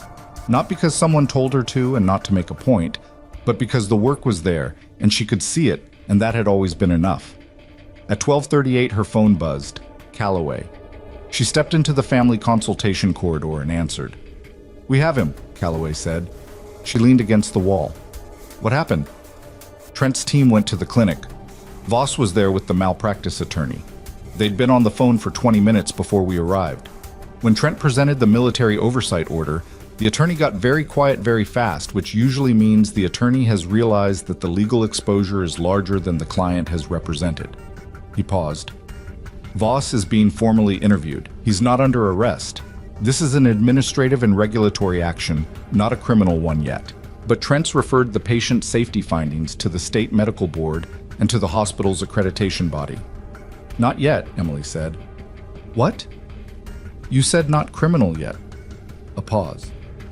The attorney for the neuropatient's family was contacted this morning by Ferris as a courtesy. I don't know what they'll do with it. Emily thought about the woman who had sent the email to Weston, the patient's wife, who had CC'd the state medical board and presumably received some form of automated acknowledgement and then heard nothing for months. She thought about what it cost to write that email and send it and wait. They'll do something with it, she said. Probably, Calloway agreed. And Weston? Cooperating, formally. His attorney is with him. He's provided a signed statement confirming that he was aware of the complaint and delegated the response to Voss's department without independent review. Another pause. That's going to have consequences. Not the same consequences as Voss, but consequences. And Polly? She's been asked to come in. She called in sick this morning, but Trent's team is persistent. He said the word with a dryness that contained something that wasn't quite humor but was adjacent to it. Carter, how are you doing? Working. Of course you are. She could hear something in his voice that wasn't quite surprise and wasn't quite admiration, but was somewhere in that range. Albrecht wants to speak with you when you have a break. Her words, when she has a break, which I think she understands might be a while. Tell her an hour, Emily said. I need to finish rounds. She ended the call and stood in the corridor for a moment. Through the window, she could see the parking lot, which was fully occupied in the middle of the day way, ordinary cars in ordinary spaces, the unremarkable surface of a facility that was currently being restructured from the inside by a series of facts that had been filed, suppressed, recovered, and finally read by people with the authority to act on them. She had a very specific feeling that she had no clean word for. Not triumph, because triumph implied that the thing you'd been trying to win was a competition. And it hadn't been a competition. It had been a job she was trying to do correctly in a building that kept trying to stop her. Not relief exactly, because the relief was incomplete, because there was still a neuropatient whose outcome had been what it had been, and no amount of investigation changed the specific facts of those 6 weeks. Satisfaction was close. Not the clean, simple kind. The complicated kind that comes when a thing you knew was true finally becomes something everyone else has to acknowledge is true. And the distance between those two moments has cost you something real. She pushed off the wall and went back to the floor. Albrecht was waiting in the consultation room at 1:45, which was when Emily made it there. And she had coffee, real coffee, from somewhere that wasn't the nursing station, in proper cups, which Emily accepted without comment because she had been running on fumes since 6 a.m. and her body had stopped pretending otherwise. Sit down, Albrecht said. Emily sat. I'm going to tell you where things stand, Albrecht said, and then I'm going to ask you something. Stop me if I get anything wrong. She set her tablet on the table but didn't open it. The Military Oversight Review has found sufficient cause to refer Ravenwood Military Medical Center's trauma department for a full accreditation audit. That process will take weeks and will involve external reviewers. In the interim, Voss has been suspended with immediate effect, pending medical board review. Weston has been placed on administrative leave, and the board of directors has been notified. They'll make a determination on his position within 72 hours.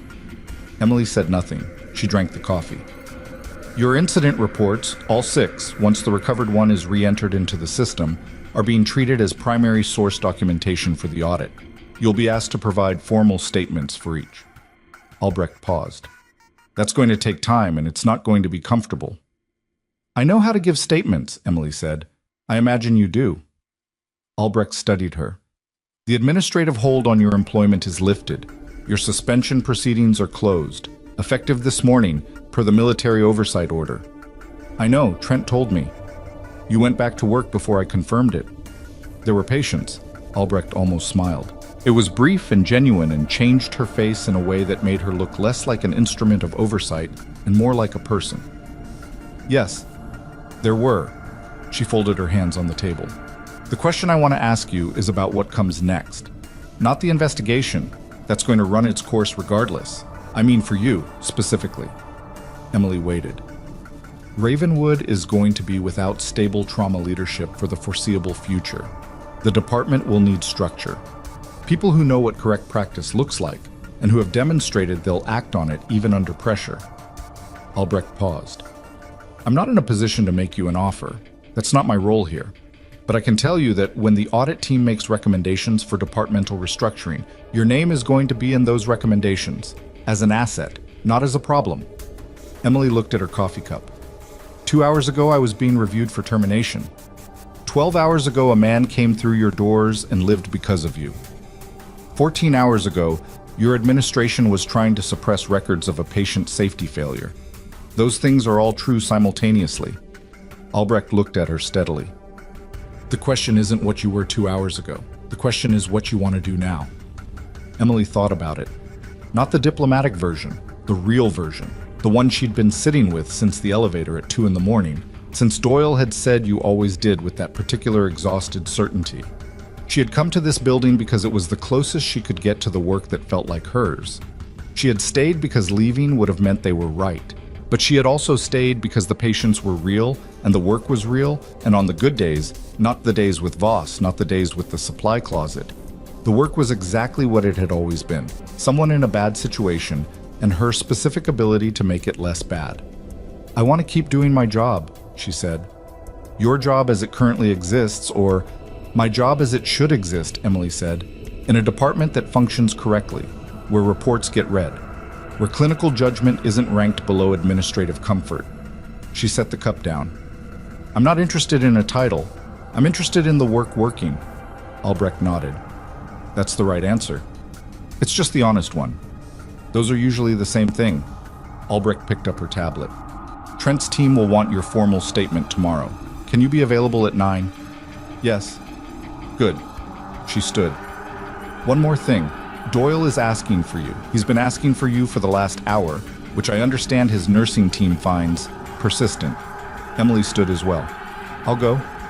Doyle was sitting up in bed, actually sitting up, not 15 degrees elevated, properly upright, which he was not supposed to be doing, and which, when Emily pushed through the door, she opened her mouth to address. He held up a hand. "I know." Thoracic say, "I know, I'm going back down in a minute. I needed to be upright for 5 minutes. I'll negotiate." She came to the bedside and manually reclined him 6 inches, because the 5 minutes were clearly over, and he needed the argument to be frictionless, and he let her, which was its own kind of concession. "How's Garrett?" he said. "Stable. Good numbers. He's annoying the afternoon shift, which Pack says is a positive indicator."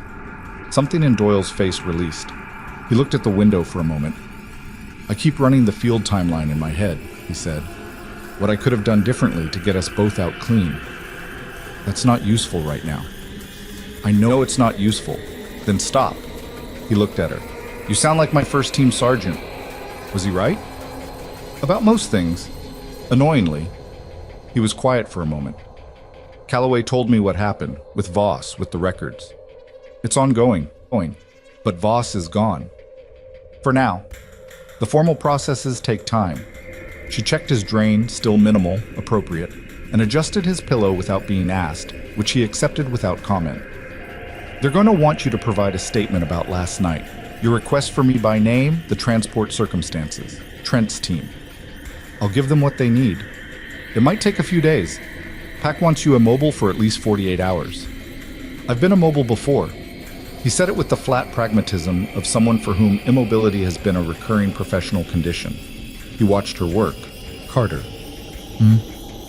"When I said your name, in transport, when I was in and out, I wasn't thinking about records or investigations. I wasn't thinking about any of it." He paused. "I just knew you'd be the person who would actually look at the problem instead of the hierarchy. That was the whole of it." She straightened. She looked at him directly, which she had been slightly avoiding doing because direct was harder when the words were ones she needed to hear and hadn't heard in a long time. "That's the whole of it," she said. "Yeah." She picked up his chart and made a notation about the drain output. She made a second notation that said patient non-compliant with elevation restriction, counseled, agreed to comply, and showed it to him, and he read it and said, "Fair." She put the chart down. "Get some sleep. You've had a worse 24 hours than I have." "Debatable." "Not actually debatable. Sleep." She left. In the hallway outside she stood for a moment with her back against the wall and the ordinary sounds of the hospital around her, and thought about what Albrecht had said. The question isn't what you were 2 hours ago. And about the way Doyle had said, "I just knew," as though it were the simplest thing, the most obvious thing, the kind of thing that required no qualification.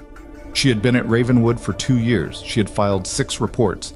She had been assigned to supply closets and had her clinical judgment dismissed in trauma bays and had been told, with varying degrees of directness, that she did not belong. And she had stayed and she had kept the confirmation numbers and she had gone back to work every morning, and a man had said her name in the dark while he was losing blood, and it had pulled a thread that unraveled 2 years of careful, institutional fabric. She had not planned it. That was the thing she kept coming back to. She had not engineered this. She had just done the work and kept the records and not left. Her phone buzzed.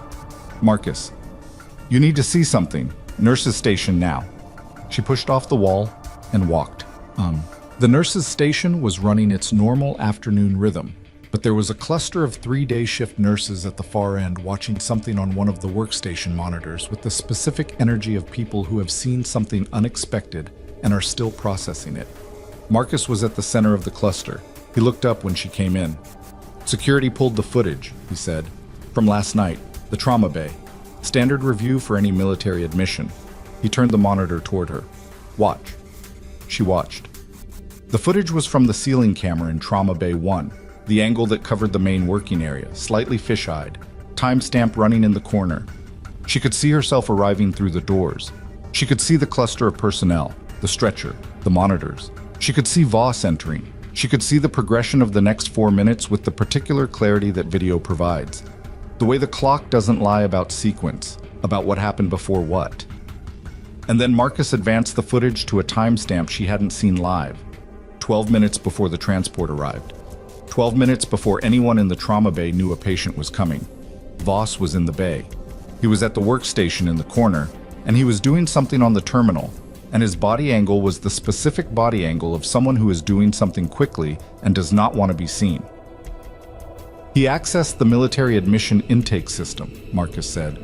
The pre-notification comes through when a military transport is en route. He saw the flag. He knew a classified operative was incoming before the page went out. Emily looked at the screen. "He knew," she said. 12 minutes before anyone else did. He had the pre-notification, and he didn't page the trauma team. He waited. And then he came in as the attending after you'd already been in there for 90 seconds and made it look like he was responding to the page. She was looking at the timestamp. 12 minutes. 12 minutes in which Doyle's oxygen saturation had continued to drop, in which the chest seals had continued to function incorrectly, in which a man who had specifically requested Emily Carter had been getting worse in a bay that the attending trauma surgeon knew was occupied. "Why?" said one of the nurses at the edge of the cluster. A young woman named Torres, who had been at Ravenwood for less than a year and had the expression of someone encountering the specific ugliness of institutional failure for the first time in a way that makes it real, rather than theoretical. Emily looked at the footage. She knew why, the way you know things you've been watching for long enough. Because Voss had seen Carter's name in a military intake and wanted to manage the situation before she could get there. Because he'd spent 2 years managing her, and this was one more instance of the same reflex. Because the thing about people who lead by controlling the room is that the reflex doesn't switch off when the stakes get higher. It intensifies. Because he couldn't help it, she said. It wasn't the clean answer, and it wasn't the satisfying answer, but it was the true one. Marcus said, "This goes to Trent." "Tonight," Emily said. "Not tomorrow. Tonight." "I'll call him." She stepped back from the monitor. The timestamp in the corner of the footage was frozen on the moment. Voss at the workstation, body angled, hands moving. 12 minutes of a man reflexively protecting his position while a patient deteriorated. She took out her phone and called Calloway. He picked up on the second ring. "Carter." "Security footage," she said. "Trauma bay. Last night. Pre-notification timestamp. You need Trent's team to pull it before the standard 72-hour archive cycle runs." A beat. "How bad?" "Bad," she said. "Not negligence level bad. Intent level bad." Silence on the line. Then, "I'll get Trent." She ended the call. Marcus was already dialing. Torres was looking at the frozen screen with the expression of someone who has just understood that the shape of something they thought they knew was entirely different than they thought. Emily looked at the screen one more time. Then she looked away. In the morning, she had walked into a conference room expecting to lose her job. It was now mid-afternoon, and Voss was at a clinic on Merritt Avenue with a malpractice attorney. Weston was on administrative leave, a deleted incident report had been recovered from an archive queue, and a piece of security footage existed that she had not known about until 4 minutes ago. Footage that showed 12 minutes of deliberate inaction at the beginning of a night that was already documented in 6 incident reports, 2 military oversight interviews, and a formal statement she would give tomorrow at 9. She stood at the nurse's station in the afternoon light and thought about the specific accumulation of it. Every small thing, every filed report, every confirmation number, every decision to come back the next morning, and felt the weight of it not as something to put down, but as something that had, in the last 12 hours, finally been picked up by the right people. Her badge was active. Her patients were stable. Her floor needed rounds. She went back to work, and she had been back at it for exactly 22 minutes, checking in on the hip replacement in Bay 4, getting a pain management update that was actually accurate this time, when Calloway called back, and the particular quality of the silence before he spoke told her that whatever he had found, it was not what either of them had been expecting. "Carter," he said. Trent's team pulled the footage. All of it. Not just the bay camera, the corridor outside, the intake terminal logs. He paused, and the pause had a weight she could feel through the phone.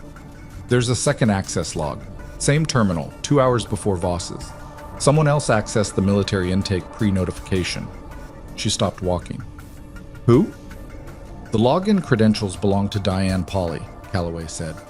"She accessed the incoming patient flag at 10:47 last night. Voss accessed it 12 minutes before transport, but Pauley saw it first, by 2 hours." Emily stood very still in the corridor. "She called Voss," Calloway said. "We have the internal call record. She called his personal cell from her office line at 10:49 p.m. The call lasted 4 minutes. Emily did the math without wanting to. 4 minutes was enough time to say, "There's an incoming military case and Carter's name is in the pre-notification file. What do you want me to do?" 4 minutes was enough time for Voss to say, "Make sure she doesn't get the page." 4 minutes was enough time for two people who had been coordinating the suppression of a nurse's clinical credibility for 2 years to make one more coordinated decision. "She didn't call in sick this morning because she was scared," Emily said. Her voice was flat and precise. "She called in sick because she knew Trent was pulling records, and she'd already done the calculation." "That's what it looks like," Calloway said. "Can Trent act on it tonight?" "He's already moving, but Carter—" Another pause. "Polly's attorney called Trent's office 40 minutes ago, before we found the second log. She's filing a statement, a voluntary one." Emily waited. "She's saying Voss directed her to suppress the reports. All of them. That she flagged the pre-notification last night and called him because he had standing instructions to be notified of any case involving your name. That the decision to delay your page was his." Calloway's voice was careful. "She's cooperating." Emily stood in the corridor with patients on either side of her in their bays and the ordinary sounds of a functioning floor around her, and thought about Diane Pauley, 53 years old, 11 years in this building, a person who had made a series of small choices, sitting somewhere right now with an attorney making the largest choice of her professional life. "She's scared," Emily said. "Yes. And she should be, but she's also telling the truth." "Those can both be true," Calloway said. "I know." She exhaled.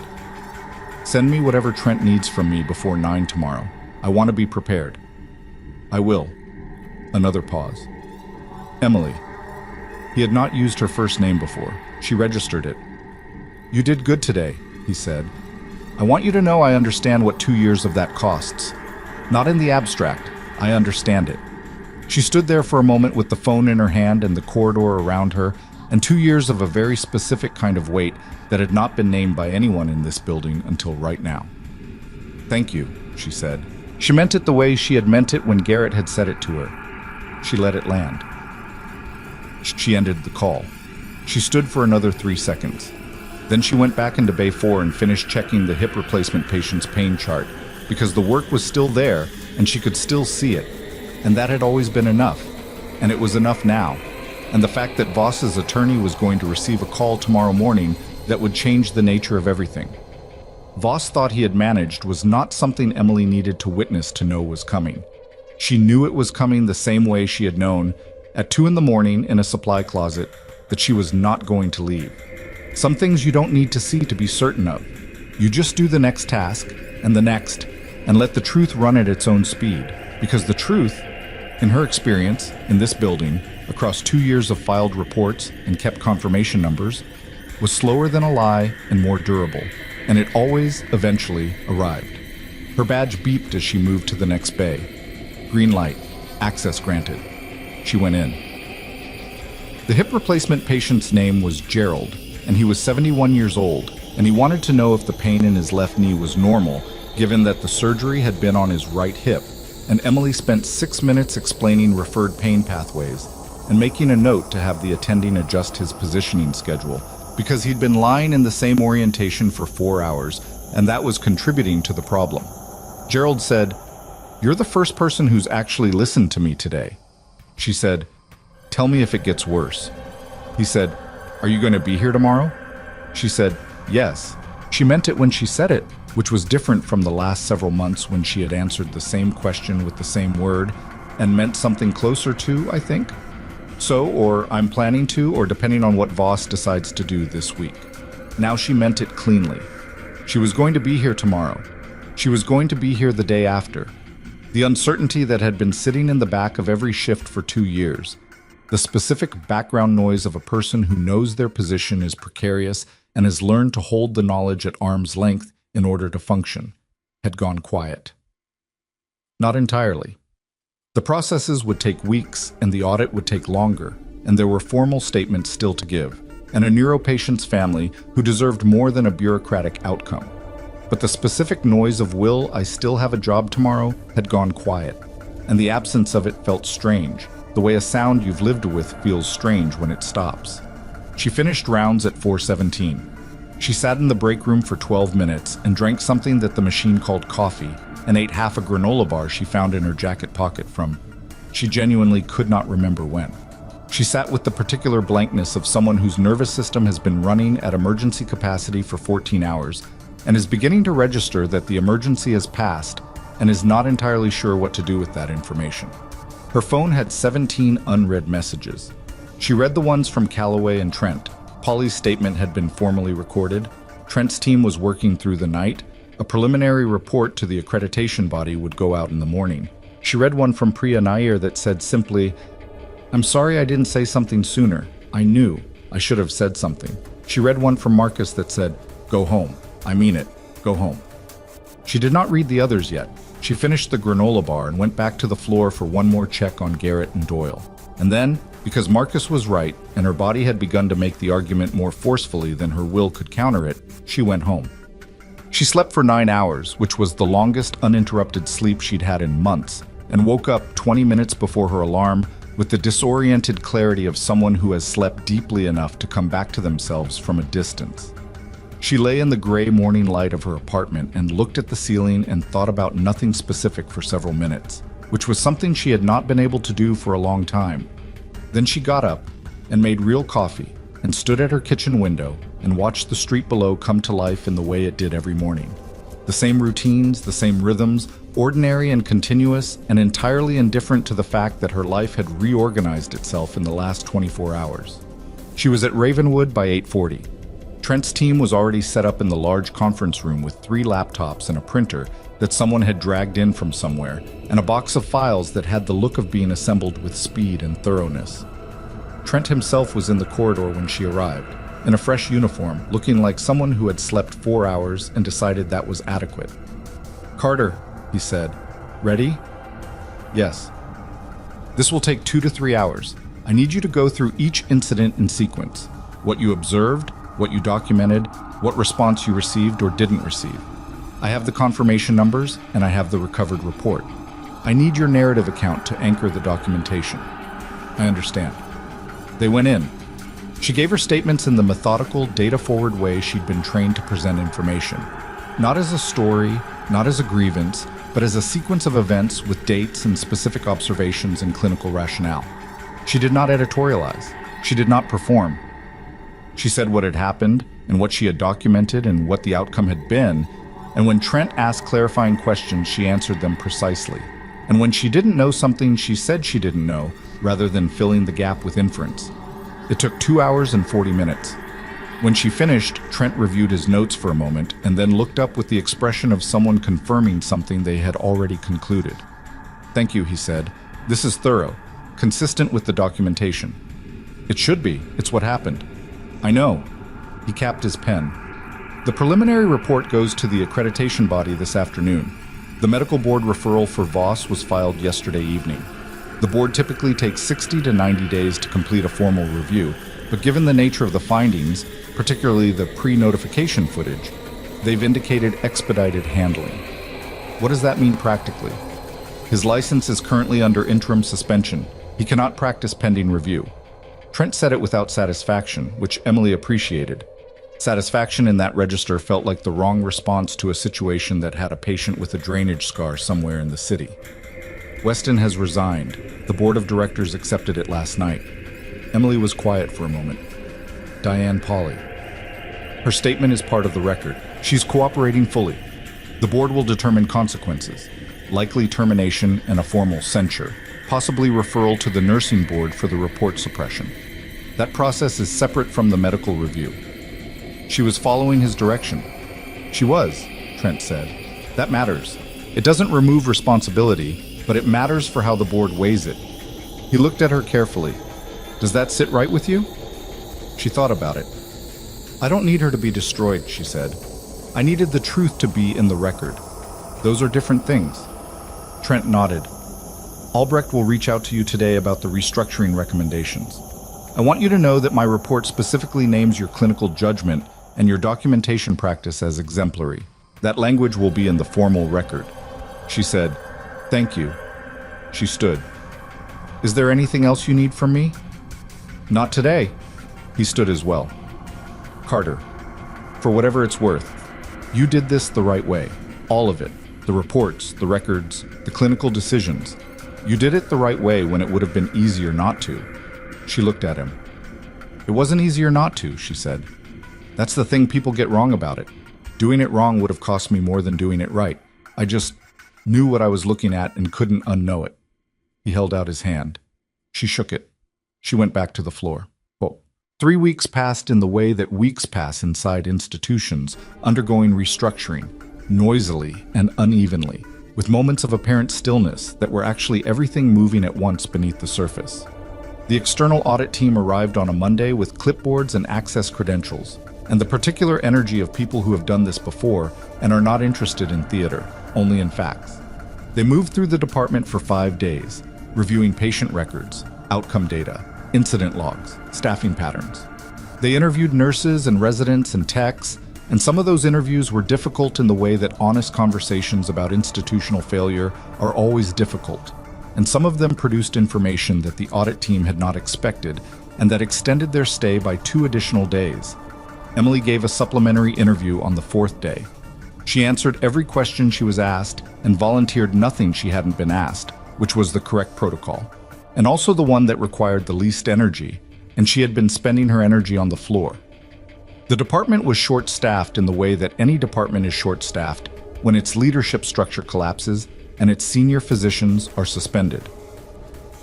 An interim trauma director had been brought in from a military medical facility in a different state, a man named Dr. Victor Hale, 51, who had the specific no-nonsense quality of someone who had run trauma departments in operational environments and found standard hospital politics tedious by comparison.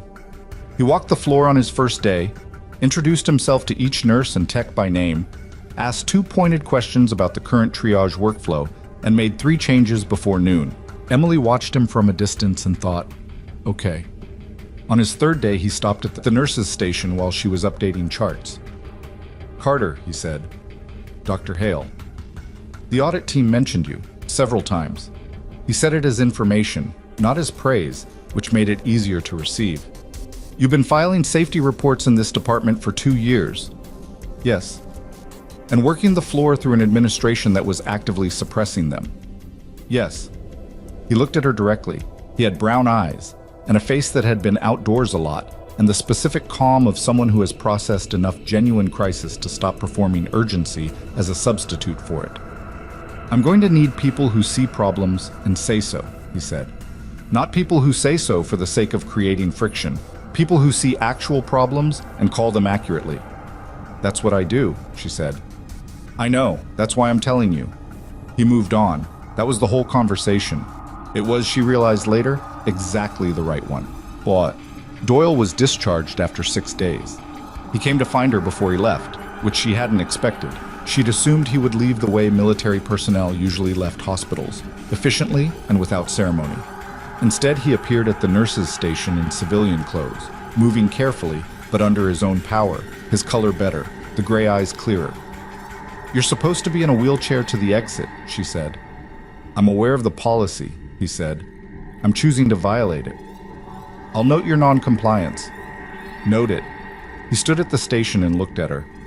Garrett's doing well. He's going to a recovery facility for 3 weeks and then back to his team eventually, pending medical clearance. I know, Pac briefed me. Good. He paused. I'm going to be honest with you about something. She waited. When I asked for you, when I said your name, there was part of me that knew it was going to complicate things for you.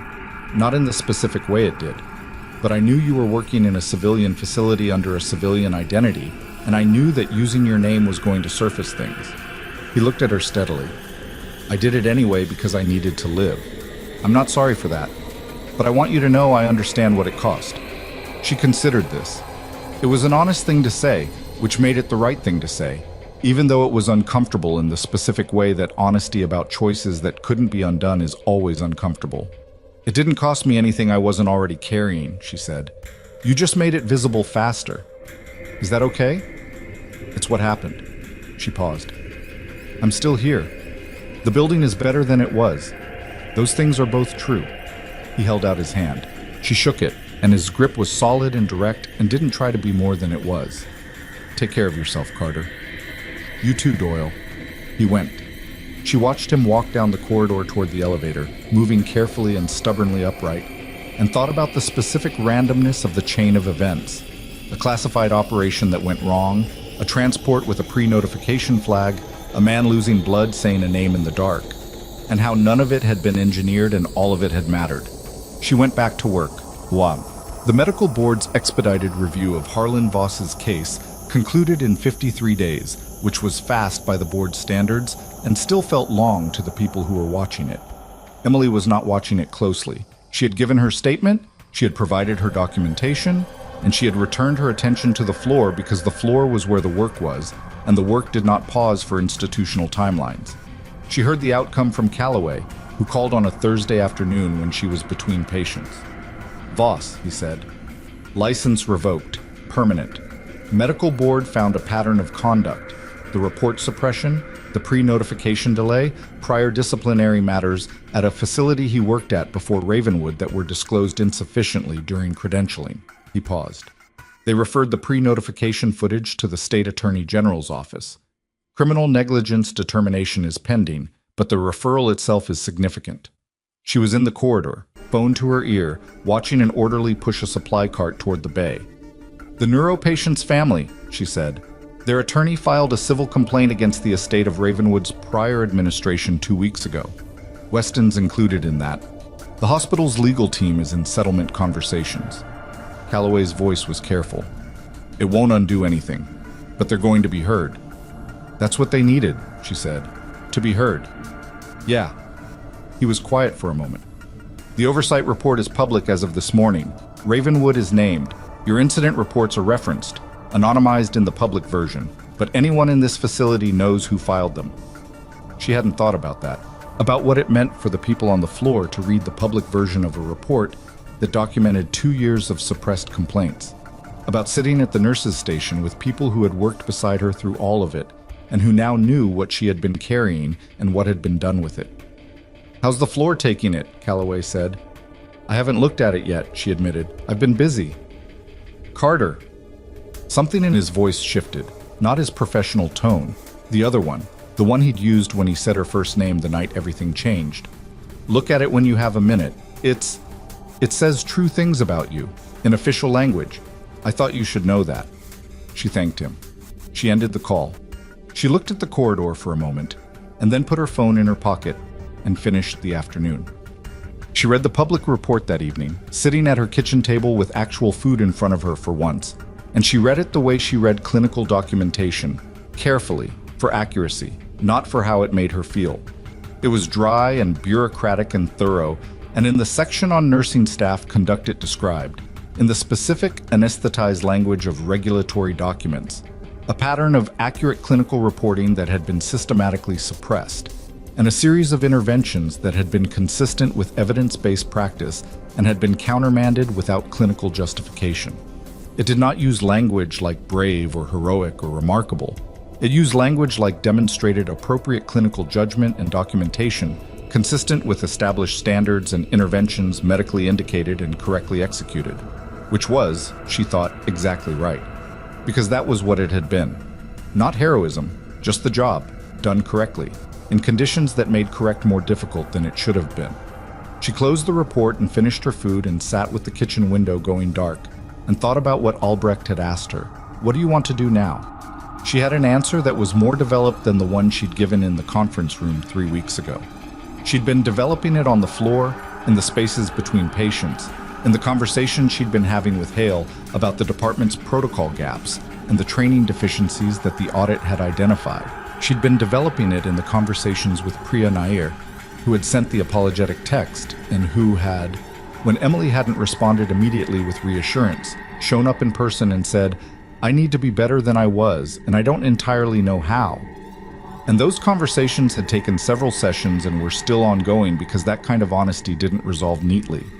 She had been developing the answer in all of those places, and now sitting in her kitchen, she let it take its final shape. She wanted to build something, not a title, not a position that was about authority.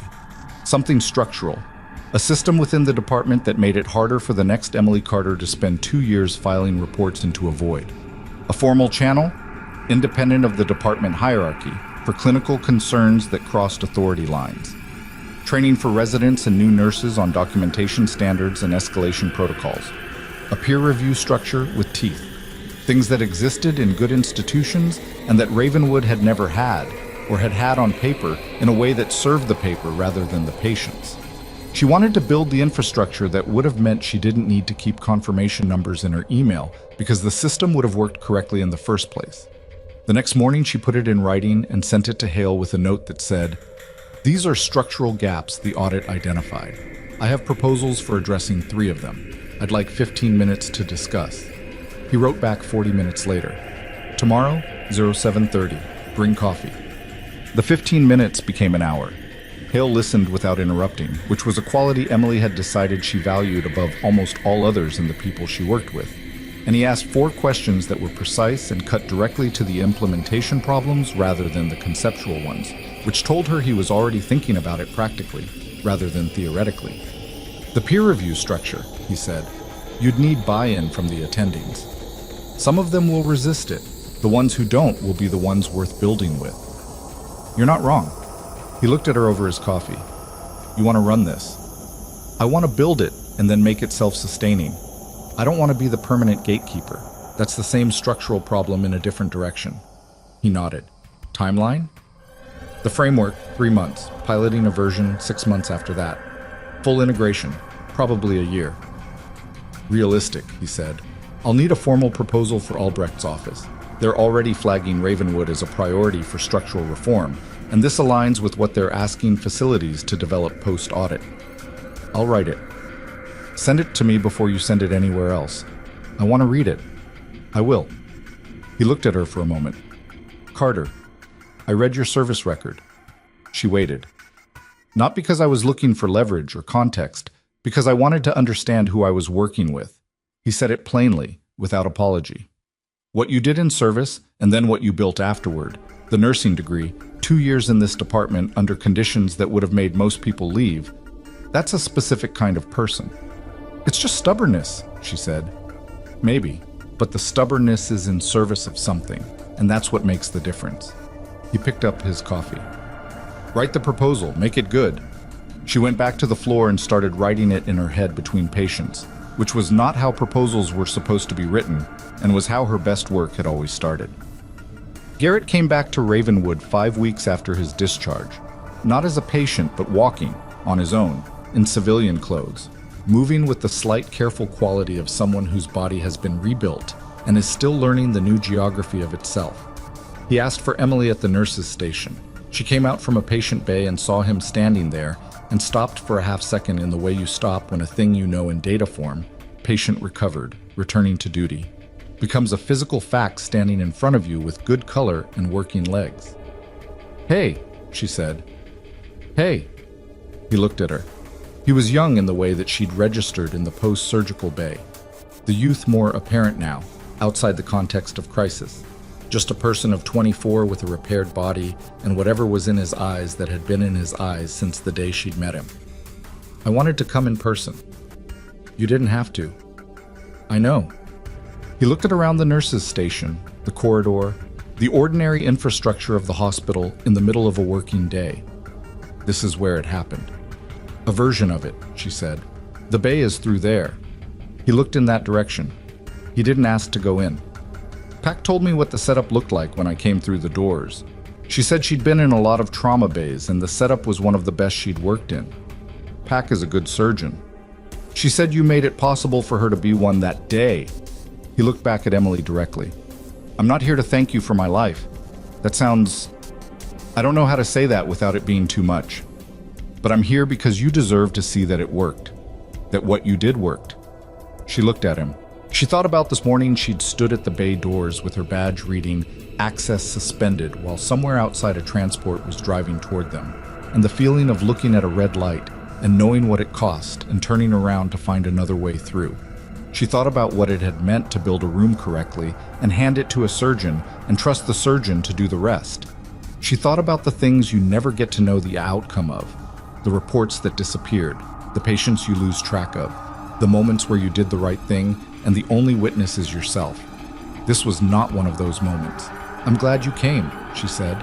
And then, because it was true, and the true things were the ones worth saying, you looked me in the eye in that bay when you were in serious condition and you said thank you. I want you to know I remember that. Something moved through his face. I meant it. I know you did. You did. That's why I remember it. She straightened. Are you cleared to go back? 6 weeks, he said. Conditional. Full clearance pending final eval. Don't rush it. I won't. He paused. Doyle says to tell you, and he said to say it exactly like this, that he's fully recovered and still annoyed you took his coffee. She laughed. It came out of her cleanly, without the effort that laughter had sometimes required in this building. And Garrett smiled when he heard it, and for a moment the corridor was just a corridor, and the two of them were just two people, and the ordinary fact of a recovered patient saying goodbye to a nurse was allowed to be exactly what it was. Tell him the coffee was bad anyway, she said. Garrett shook her hand and left. The proposal went to Hale on a Wednesday, 12 pages plus appendices, and Hale sent it to Albrecht's office on Friday with a cover note that Emily only saw because he forwarded her the chain.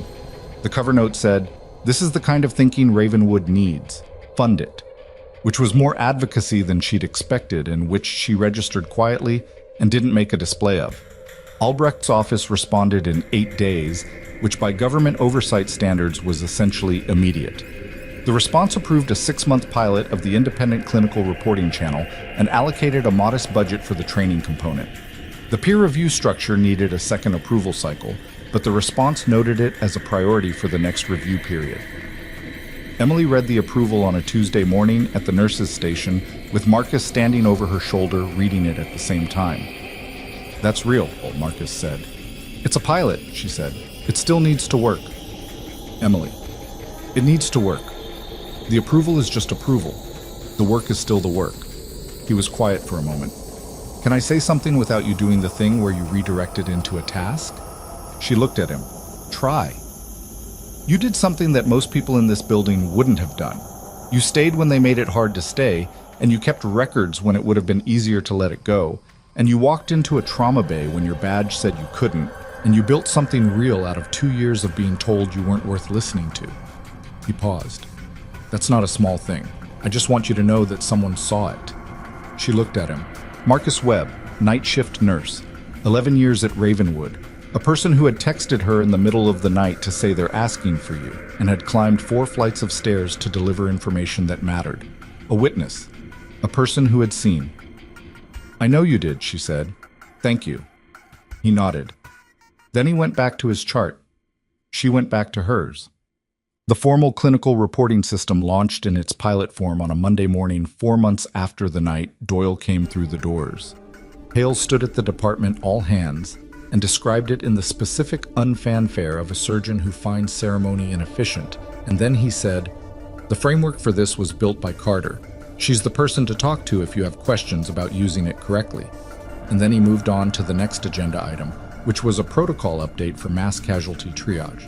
And Emily sat in her seat in the third row and felt the specific, unremarkable quality of being publicly acknowledged in a way that was about the work rather than the person, which was exactly the right way for it to happen. Priya Nair was sitting next to her. At the end of the meeting, Priya said, "That's going to make a difference." "If people use it correctly," Emily said.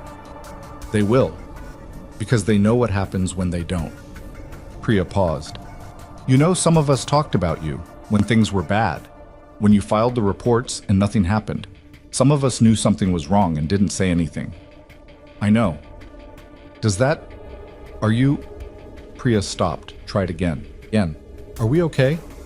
Emily looked at her. Priya was a good doctor, technically sharp, careful, genuinely invested in her patients. She had been a second-year resident during the worst of it, which meant she had been in a position of genuine vulnerability, which meant the calculus of speaking up had been different for her than it had been for Emily. These were true things. They were also not the whole story, because the whole story included the fact that Priya had known something was wrong and had said nothing, and living with that had changed her. And the change was evident in the fact that she was sitting here asking the question directly, rather than hoping it would be absorbed into normalcy. "We're okay," Emily said. "But if you see something going wrong again, in this department, in any department, you say it. Not for me. For the reason it matters." "I will," Priya said. She said it like someone who meant it because they understood what the alternative cost. Emily's office. She had one now, small, with windows facing the same parking structure that Voss's had faced, which she found darkly funny in a way she didn't share with anyone, had a desk and a chair and a whiteboard that she'd covered with the implementation timeline for the peer review structure's second approval cycle. She spent time in it when administrative tasks required it, and the rest of her time on the floor, which was where she'd always been most useful and most herself. On a Thursday afternoon in the 7th month, she was in the office finishing a report when Hale knocked on the open door. "You have a minute?" "Yes." He came in and sat in the chair across from her desk, which was something he didn't usually do. Their conversations happened in corridors and at workstations and occasionally in the break room, not in offices across desks, which meant this was intentional. "The second approval cycle for peer review came through this morning," he said. She put her pen down. "Full approval?" "Full. They want implementation in 90 days. He looked at her steadily. "That's aggressive." "I know. We can do it if we pull the pilot data from the reporting channel and use it to shape the reviewer training. We already have the case examples." "I thought you'd say that." He paused. "There's something else. Albrecht's office has a request. They're developing a training program, multi-facility, military and civilian, focused on clinical ethics, institutional accountability, escalation protocols. They want someone to help design the curriculum." Emily was quiet. "It's a 6-month engagement, consultant basis, parallel to your work here. Not a transfer, not a leave, just they want someone who has lived the problem to help build the solution." He looked at her with the particular directness she had come to understand as his version of warmth. "They specifically requested you." She thought about it, about what it would mean to take 2 years of being dismissed and systematically buried and translate it into a curriculum that taught other clinicians how to see the problem before it consumed them. About what it meant to be asked, not despite the experience, but because of it. "I'll need to read the scope document before I commit," she said. "Of course. And the peer review implementation takes priority. If the timeline conflicts, I told them the same thing. They agreed." She nodded. "Send me the scope document." He stood. He was at the door when she said, "Hale." He turned. "Thank you for the cover note to Albrecht. I saw it." He looked at her for a moment. "You built something worth advocating for," he said. "That's all that was." He left. She sat in the small office with the whiteboard and the parking structure view and thought about the specific accumulation of things that had brought her here. Not the dramatic ones, not the night with Doyle and the chest seals and the red light on the badge panel, but the quieter ones. The 6 confirmation numbers, the granola bars in her jacket pocket, the morning after every hard night when she had come back anyway. The particular stubbornness that Hale had called stubbornness and that she thought of as something simpler. She had known what she was looking at, and she had not been able to unknow it, and so she had stayed and done the work and waited for the truth to run at its own speed. She turned back to her report, and finished it. The hallways of Ravenwood Military Medical Center on a Wednesday morning were the same hallways they had always been. Same fluorescent overhead light, same linoleum, same distant smell of antiseptic and cafeteria coffee.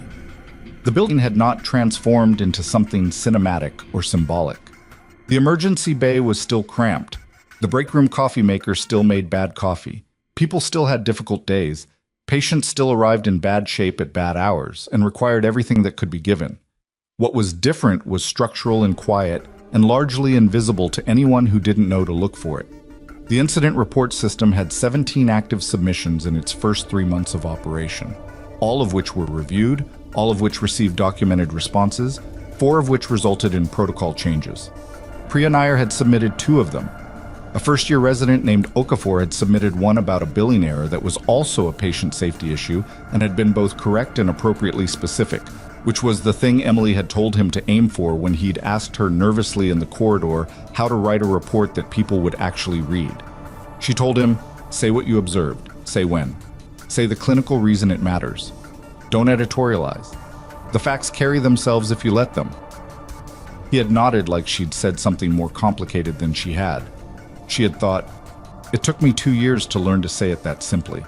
The peer review structure launched in its second phase on a Tuesday with a training session attended by 16 staff members, including 3 attendings who had initially resisted it, and 2 of whom had come around and 1 of whom was still visibly unhappy but showing up, which was all you could ask.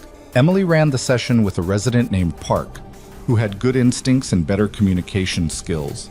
And they spent 2 hours on case studies drawn from anonymized pilot data, real situations, real decisions, real consequences. And the room engaged in the specific concentrated way that rooms engage when the material is recognizably true.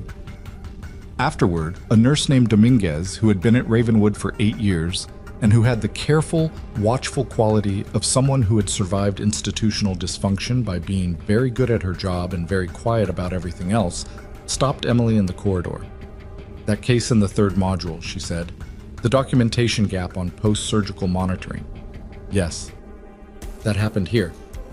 "Yes, it did." Dominguez was quiet for a moment. "I knew about it at the time. I was on that floor and I saw the gap and I documented it in my nursing notes and I didn't file a formal report because..." She stopped. "Because you knew what happened to formal reports," Emily said. "Yes." Emily looked at her. "That's different now." "I know." Dominguez looked at the floor, then back up. "I've been thinking about it since the audit. Whether I should have..." "You made the decision you thought was safe with the system you had," Emily said. "The system is different now. That's what matters going forward." Dominguez nodded. She didn't look entirely absolved, which was appropriate. The past didn't resolve cleanly just because the present was better. But she looked like someone who had named a thing and put it in the right place. She went back to her floor. Emily went back to hers. There is a thing that happens when a person who has been invisible for a long time becomes visible. Not in the way they anticipated, not through a moment of vindication that wipes the slate clean, but gradually, through the accumulated weight of being right consistently enough that people start to adjust their picture of who they're dealing with. Emily Carter did not become famous in her hospital. She did not become the person everyone referenced in speeches or held up in all-hands meetings. She became something quieter and more durable than that. She became the person people called when they saw a problem they didn't know how to name. The resident who had noticed something off about a patient's post-op chart and didn't know if it was worth reporting. The nurse who had been told by an attending that her concern was unfounded and who wasn't sure she trusted that assessment. The person who needed to know that the system they were filing into was actually a system and not a void. Emily answered those calls. Not all of them had problems at the end of them. Some were unfounded concerns, some were documentation questions, some were just people who needed someone to say you were right to flag it. That was a kind of work too. She did it. Her phone buzzed one afternoon, a number she recognized as a Callaway relay. The text said, "Garrett got his full clearance, back with his team as of today. He asked me to pass that on." See, she read it standing at the nurse's station between patients. She put her phone back in her pocket. She felt the particular completeness of a circle that closes.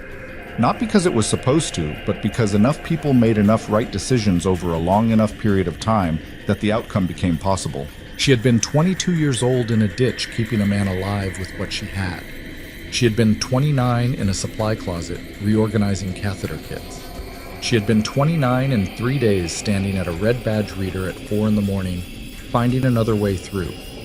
She was still 29. The year had not run out yet. She had a report to finish and a training session to prepare, and a second approval cycle implementation that needed 47 more working hours to complete properly. She was going to do all of it. Not because she had proven something to someone. Not because Voss had been held accountable and Weston had resigned and the truth was now officially in the record. She was going to do it because the work was there and she could see it. And that had always been enough. And it was enough now, and it would be enough tomorrow. The badge on her lanyard was green. Her name was on the Clinical Reporting Systems Administrative Panel, next to her title.